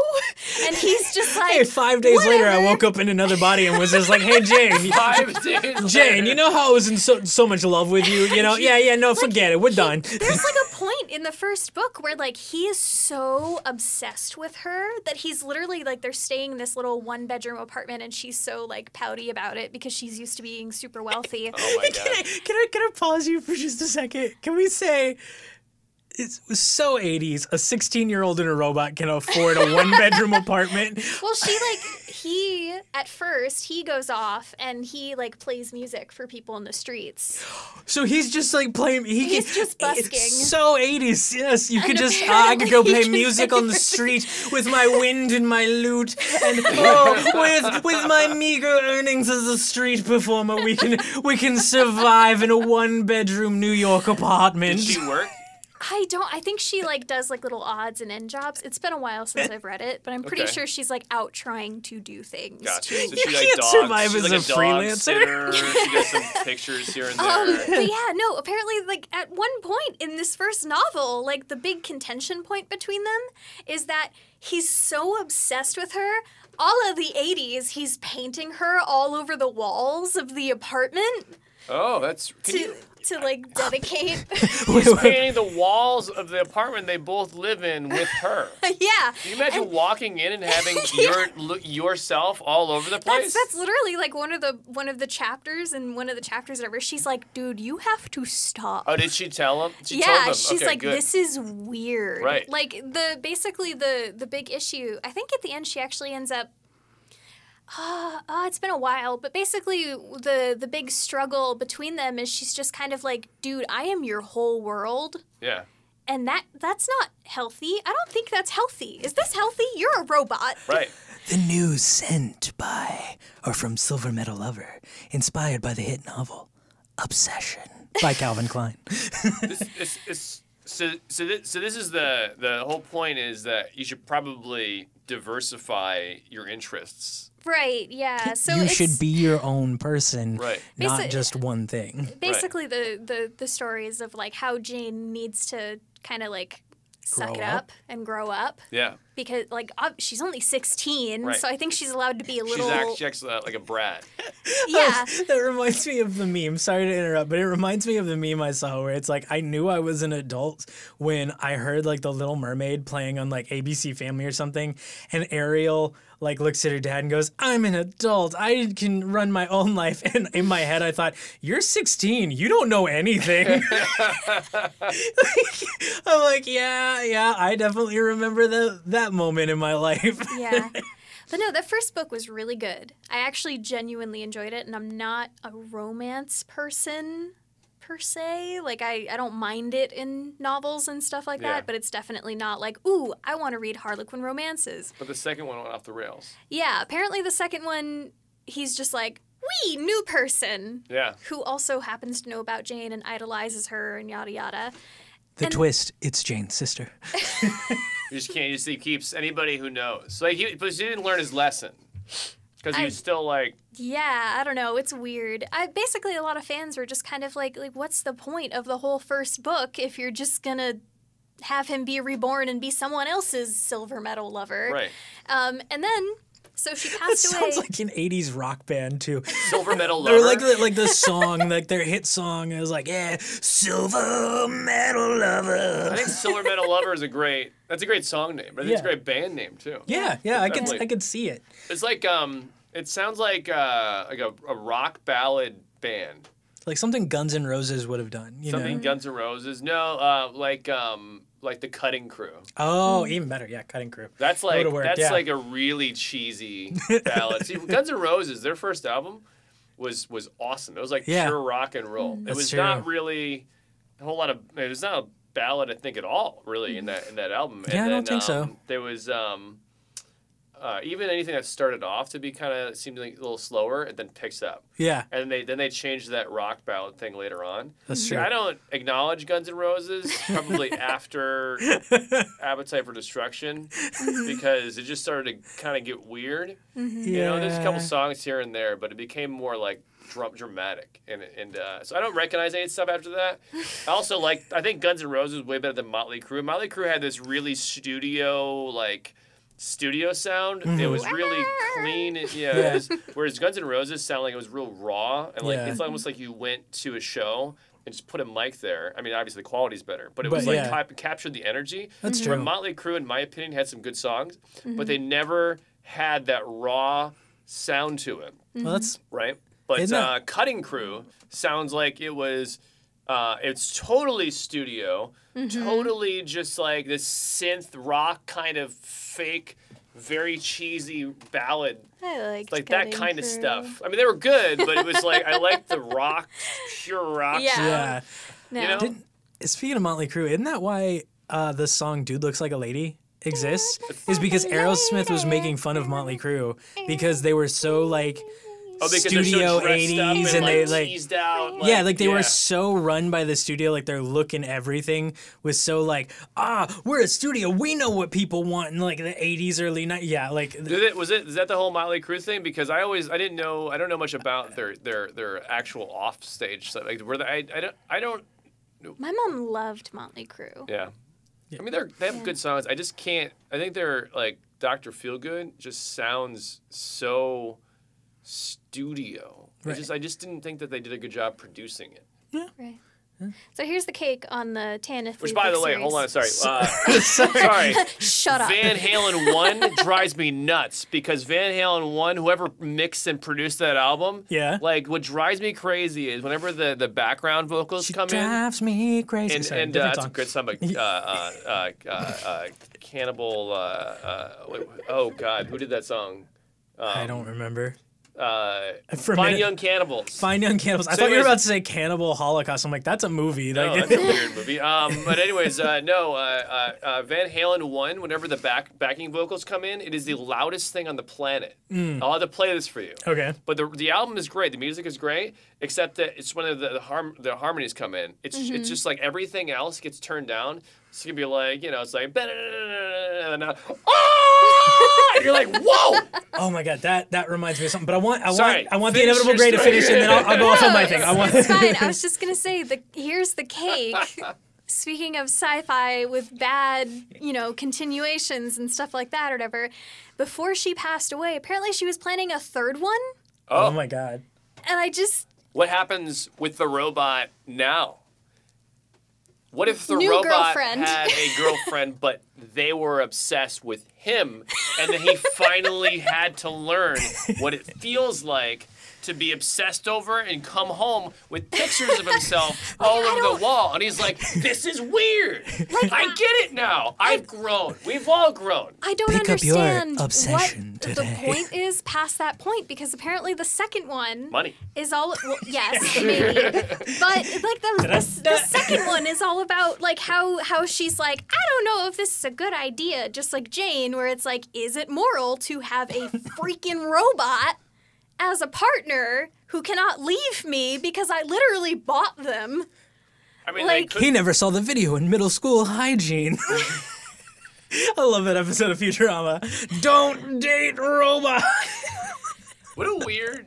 I mean, Where would it go? What would the third one be? Would it just be more? I think I that don't know if I should do this. I mean, A that's slacker? your audience. I think the robot needed to have it happen to him. Yeah.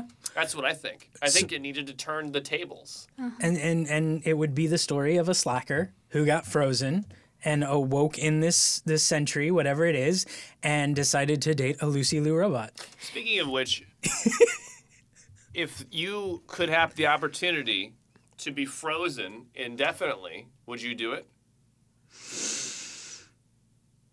I think that, for me personally, that would largely depend on whether or not there were people waiting for me.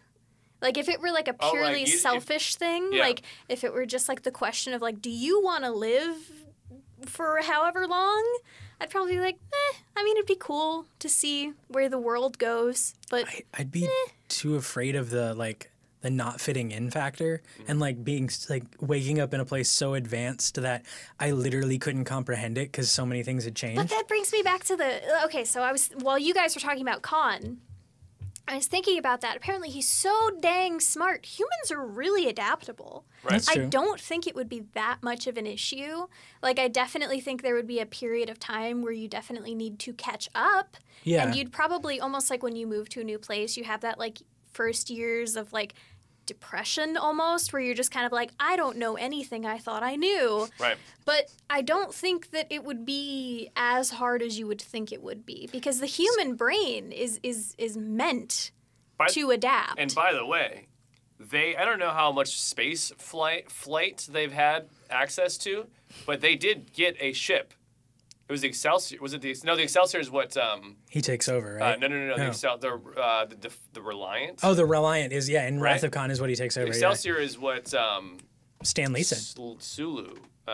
Sulu ends up. It's a big one, isn't it? Mm-hmm. Yeah, and doesn't he fly that one in?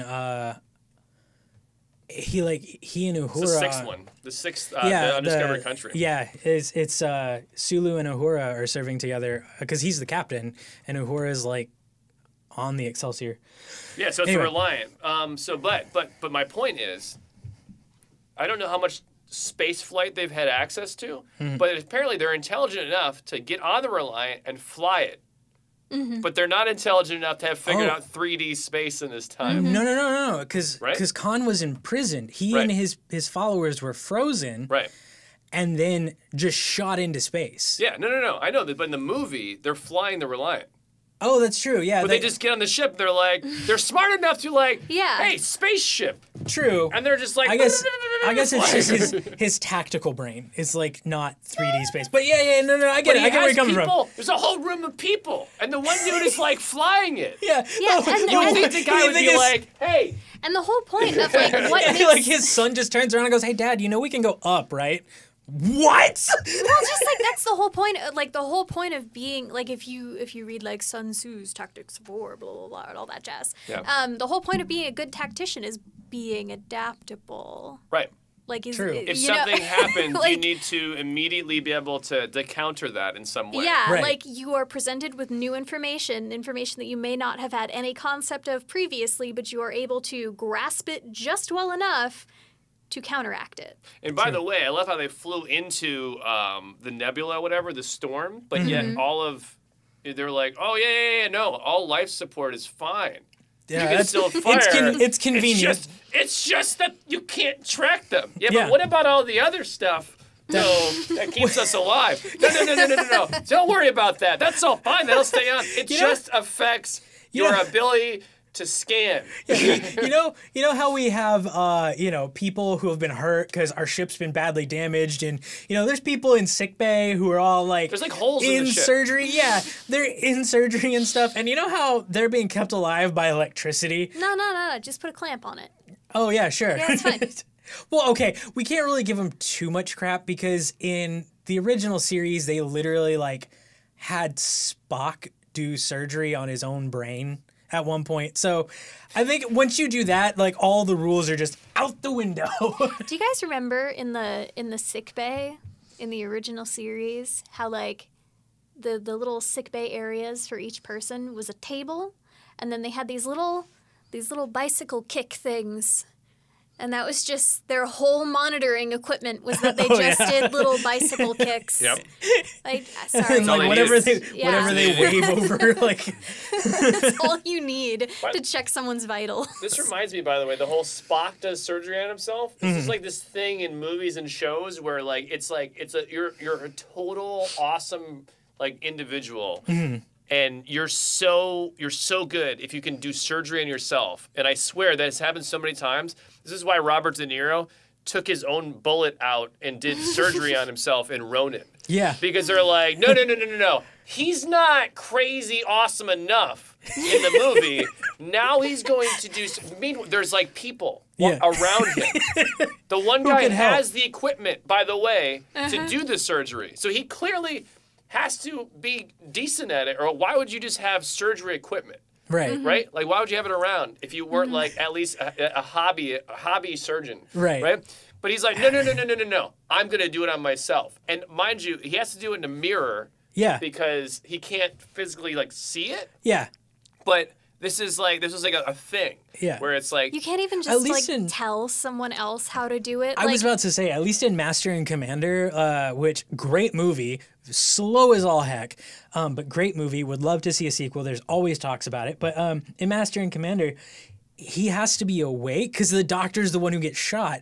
And he has the whole mirror thing, but he's literally guiding someone else to do it because he can't do it himself. Yeah, because, imagine the adrenaline just the adrenaline period. Like, not the pain, none of the other stuff. Just imagine the adrenaline alone. Like, your hands would be like... Yeah. I can't with my fingers. I wish people could see that. I might have to make your cup just like... and shake you in that one scene.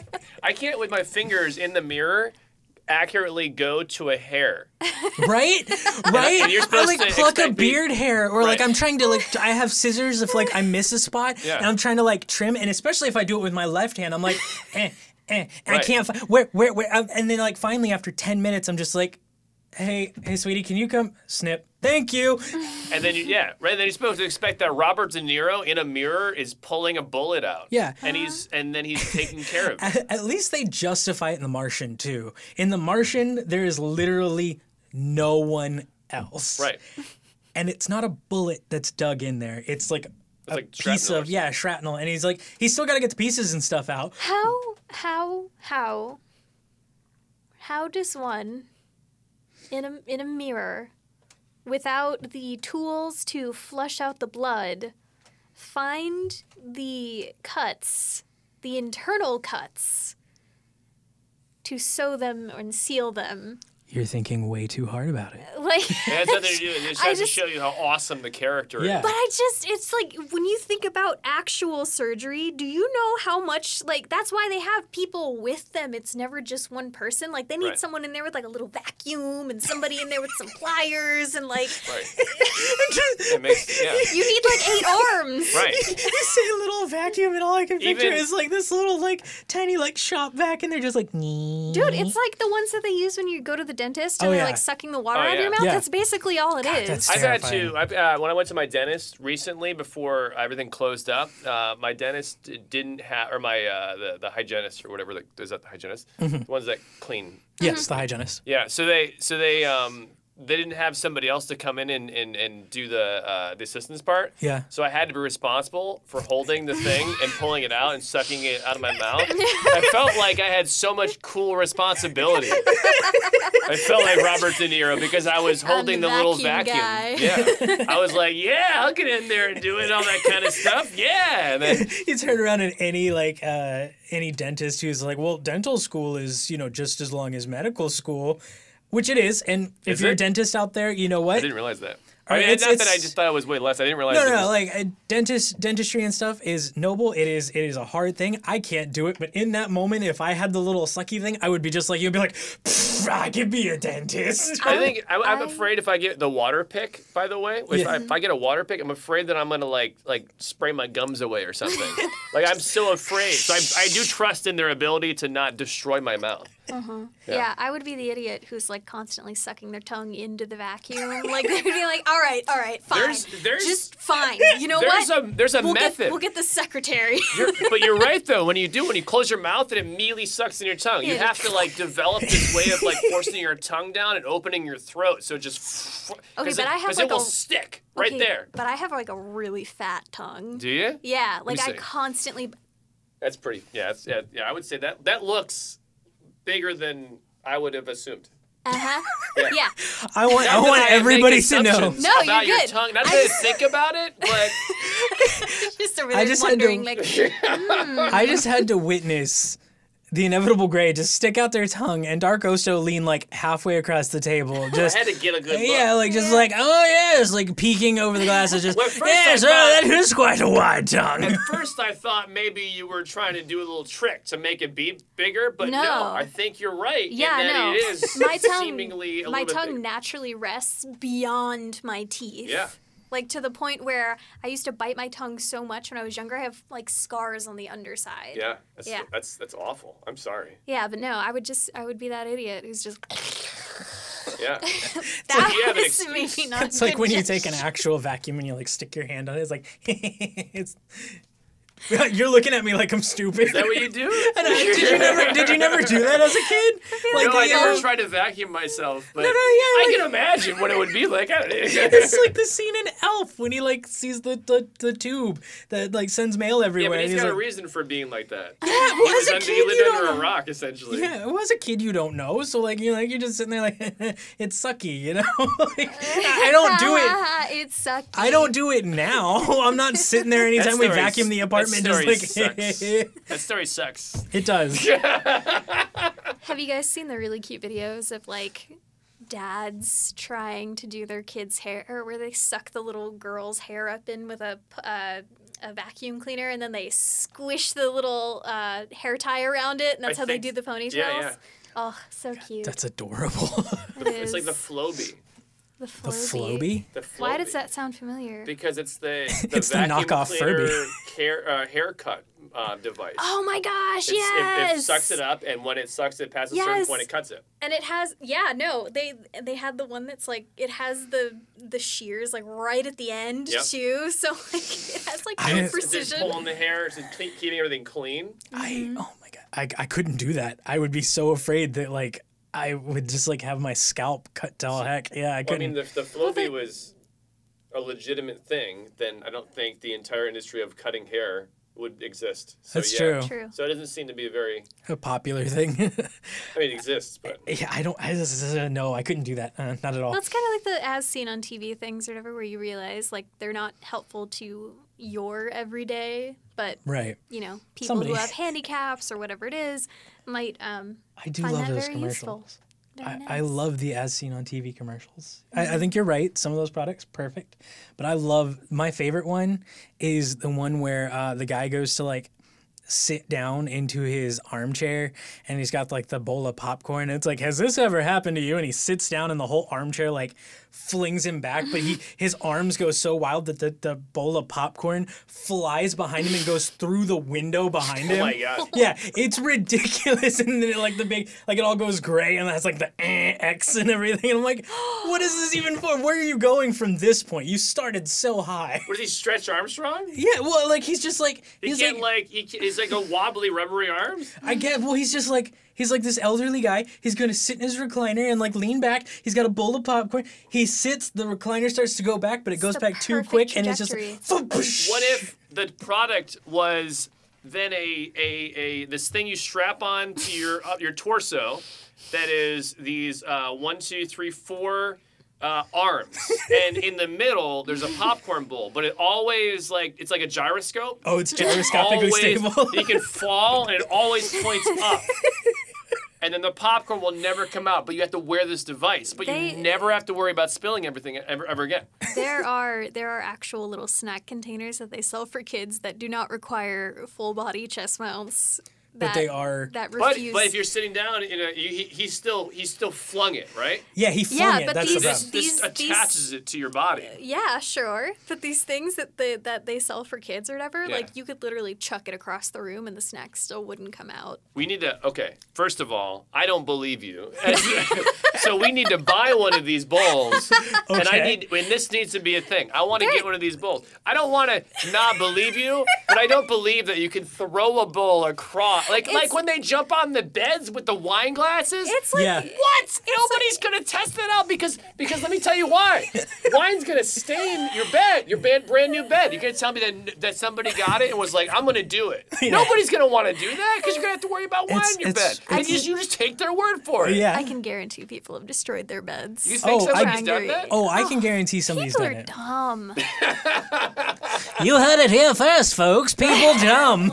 Story at 11. People are wonderful and smart, but they're also really dumb. That's true. There's some people out there that have a few tools. A few dull crayons in the box. Yeah, there are a few tools Well, short of a shed. You can't tell me that very smart people don't have brain farts, right? Oh, they do. Yeah, that's what I mean. Is everybody's a little dumb. Yeah. Darko said the tool thing, and it reminded me of another one of my favorites of that kind of saying or whatever. Somebody's a few fries short of a Happy Meal. Okay. Did you know sorry, go ahead. No, I was just going to say I got really excited because thinking of infomercials, I thought of the Slap Chop thing. Oh my God, and how Vince from Slap Chop. I thought of that, but then it reminded me, I just recently got a manual food processor where you have to turn the crank and it turns the blades, and it is the most fun thing on the planet. We grilled out the other night, and so fun. We wanted to have onions and peppers for our hot dogs and hamburgers or whatever. Yeah. And they just put everything in there, they chopped it up enough to fit in, and then they did it, and they're just they had the biggest smile on their You can't face. stop. Yeah. We're lucky we didn't end up with onion and pepper soup because I just kept, I'm like, yes. I will say so you this, fun. the Slap Chop is actually pretty good. It is. I used to have one as a kid. The Slap Chop, growing up. only sucks at one thing, and that's the cleaning part of it. Yeah. Because you have to get it in there. You do. Otherwise it smells. Yeah. Oh, God. Yeah. No. But also it's rotten great. food. Yeah. But it's great when it's actually chopping. That's true. Yeah. Yeah. It's fantastic. The Slap Chop, not sponsored, by the way. Definitely recommend it. But open to sponsorship. If Slap Chop sponsored me, I'd be all on board. Let's do it. Okay. I'm down. You heard it here first. That's your new coffee grinder. Oh. Slap Chop. Could you grind coffee beans with a Slap Chop? I don't could think cut it's delicate enough that it would break it. The blades have to be strong enough to go through a lot of vegetables. You wouldn't get a grind. You'd get a good chop. Well, it depends though. If you sat there and really went after it for a while.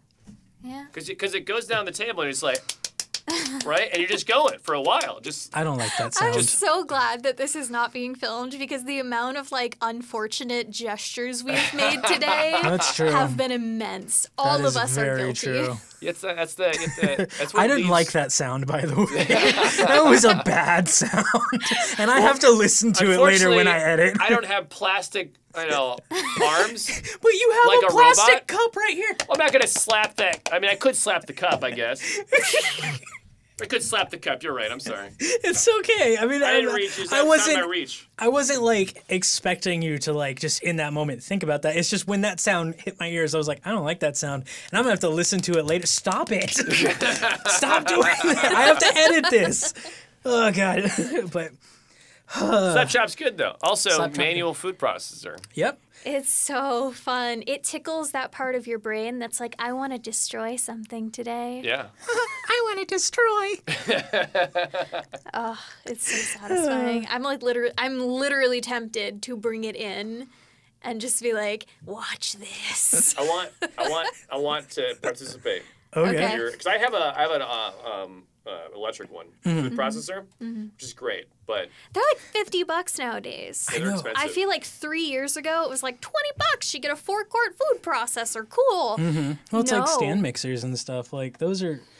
I mean, like those used Those to be were like always a. kind of expensive. But they used to be like everybody had a stand mixer. Like you, Yep. it was Did they? an essential product for Yeah. a long time, and then like now like it's a luxury item if you have a stand mixer. Like I you have a shouldn't stand have. mixer. You They're shouldn't pretty have nice. time to mix things. Like it's just like the way of the world now. Right. It's crazy because like that saves so much time because a lot of recipes are like by hand do this and I'm like nope. Not doing that. So I can put it in the mixer and then it can do something else. Yeah, exactly. I can put something in the mixer, walk away and play a game on my phone. And spend money on your phone. Right. We've uncovered it. Oh my god! I thought you were Big about to fall baking. off. Oh my god! I thought you were about to fall off the table. I was like fight or flight, ready to get down in there and help you out. Unless you can do your own surgery on your broken arm. I have a question. We'll find out. Yes. What is your question? I have an important question for the continuation of this series of speakingness.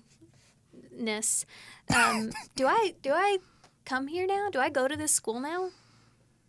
Yeah. I It's mean, up to you. I'm down for it if you are. When I used to be a teacher, I taught band, and we had this student who did homeschool. Mm-hmm. But then she also came in for every band class, That's Yeah, cool. That is cool. so you could like do your own thing, but you can come into class here if you want.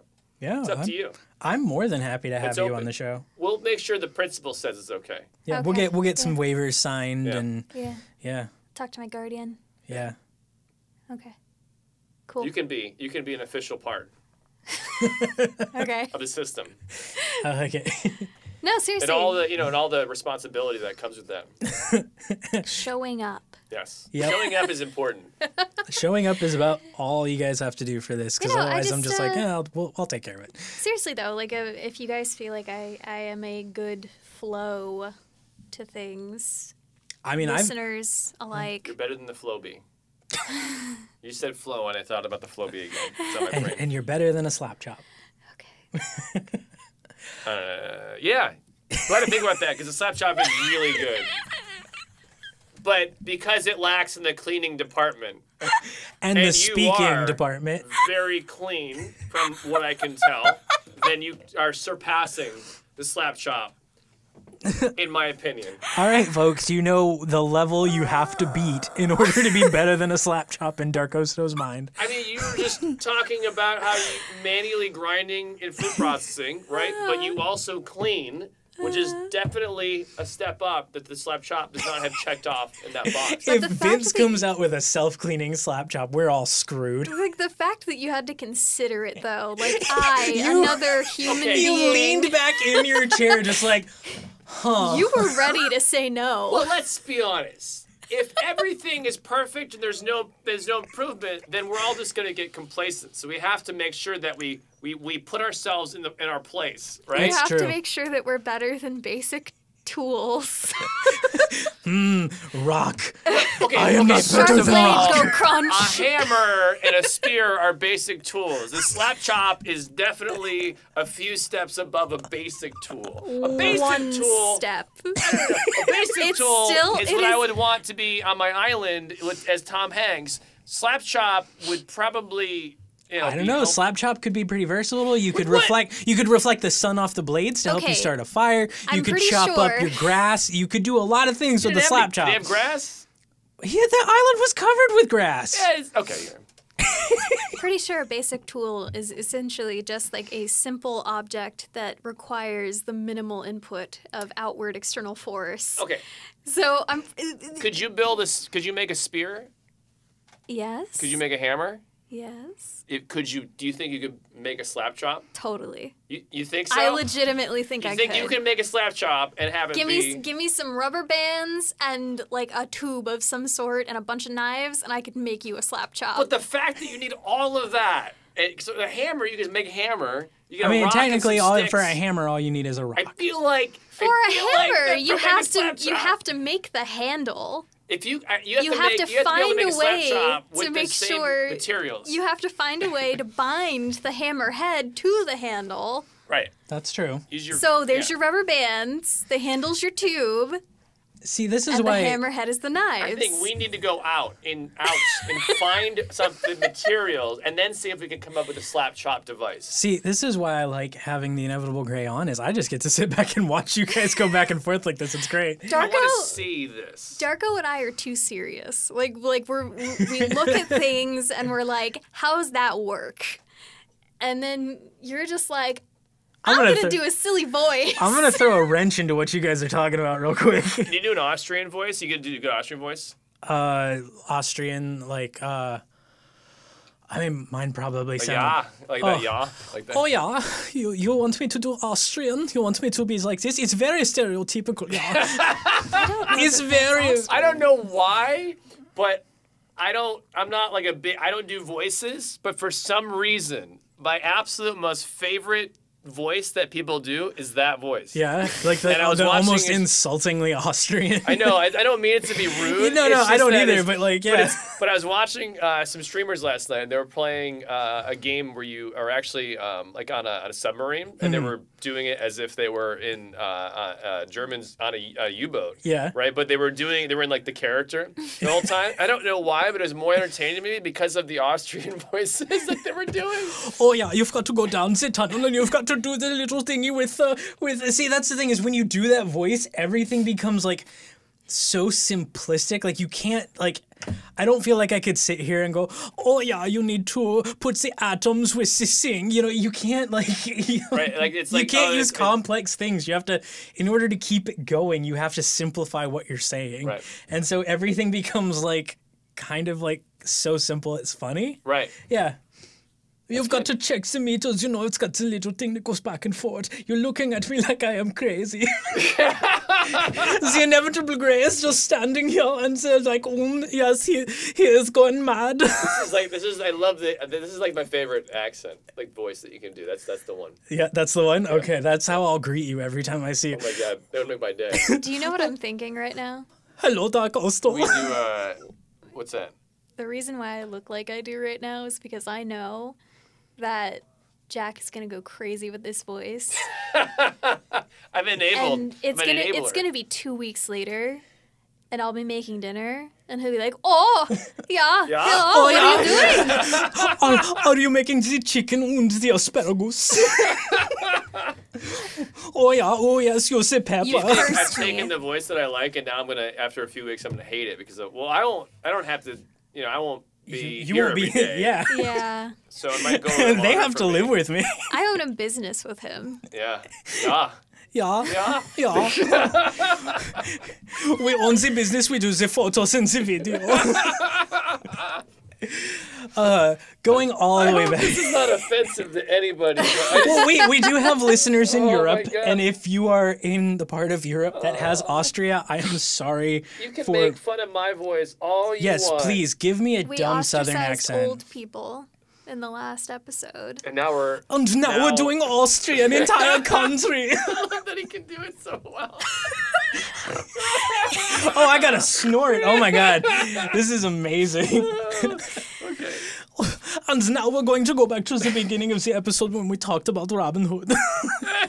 Because I pulled it up. It's been sitting here forever. Oh, right. But I have some closure before the end of the episode. Yeah, I was going to say, as a way to wrap everything up. Okay. We were talking about Little John. Not Lil John. No, not what? Yeah. Yeah. Okay. I find it hilarious that more people know about the Chappelle like reference Yeah. than they do actual Lil Jon. Yeah, that's true. More people know that than anything. What? Yeah. Remember back He when that came literally out? does that though in Yeah. so many songs. I know. He does, That's what he's but famous for. He does, but I'm convinced that more people, when they're saying those, are referencing Chappelle than they're actually referencing Lil Jon. They're referencing a reference. Yeah. That's the funny part of it. And it's like when people remember things, but they remember them for the thing they're actually referencing. Yeah. Dude. Ash the other day said something about it, or something. So she's like telling me this story about how this. Oh God, I remember when it was a reference of a reference, and I said, that's not where that came from. It came from this thing that came out in like the 70s or something. Yeah. And she goes, yeah, but this person's not as old as you. And I'm like, what? What? That is so. I was literally thinking about this last night. I've said literally a lot this episode.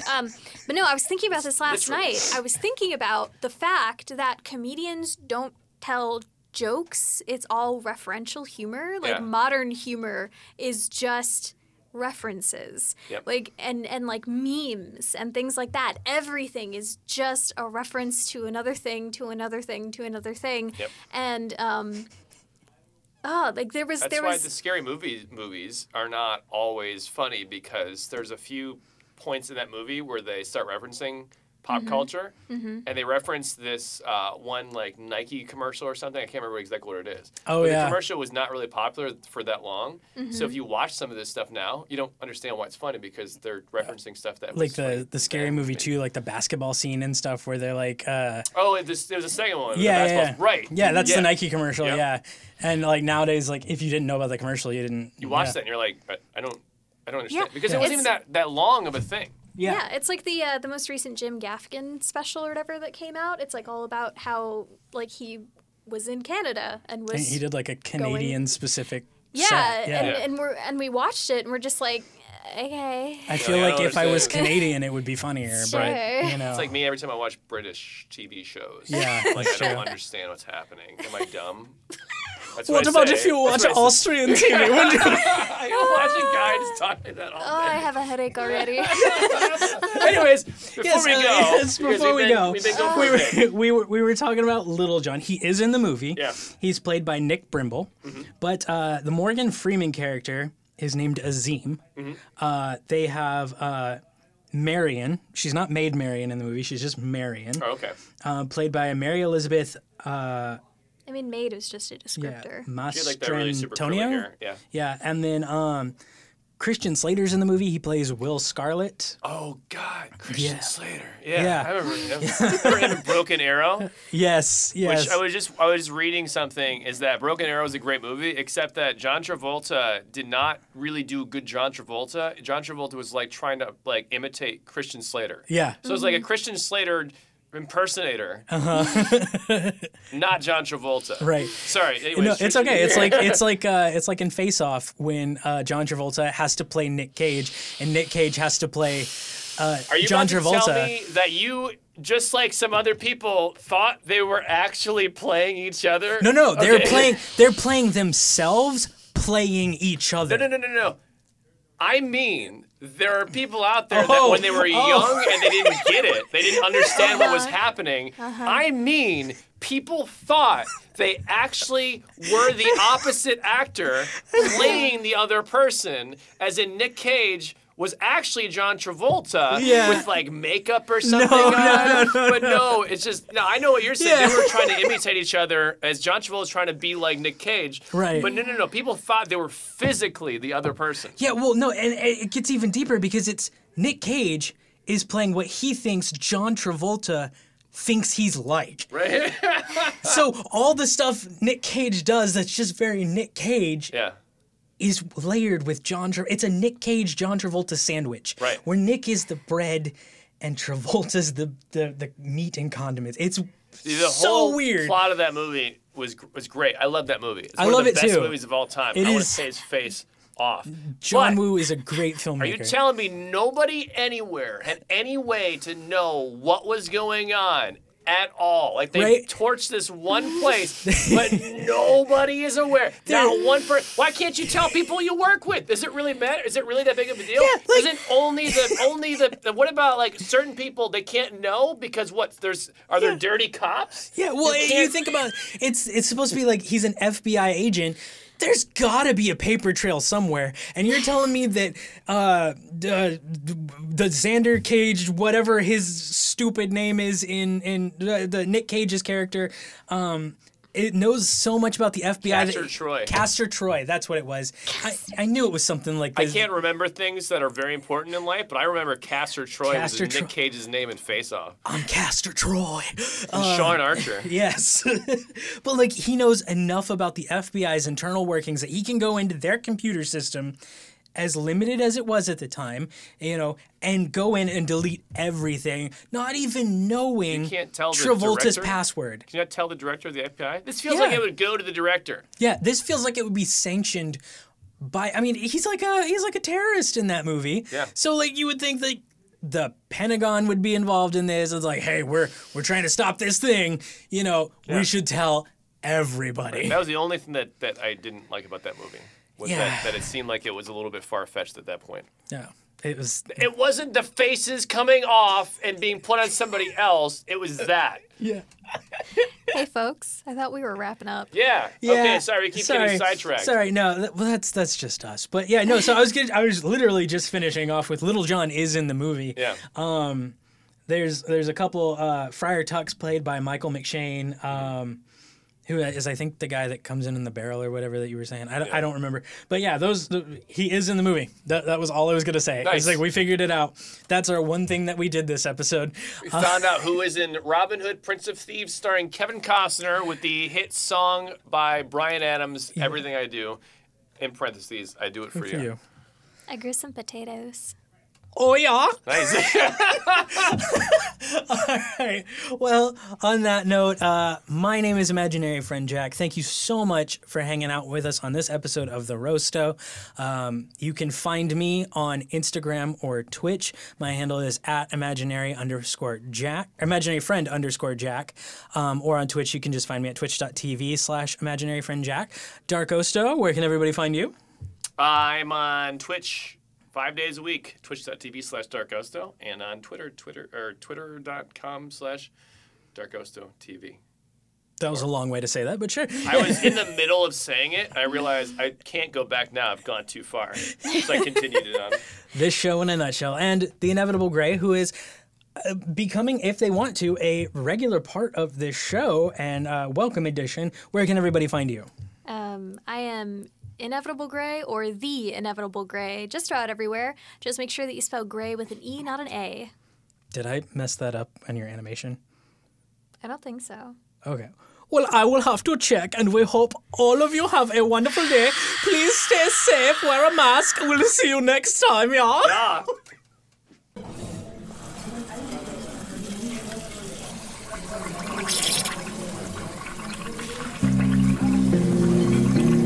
Thank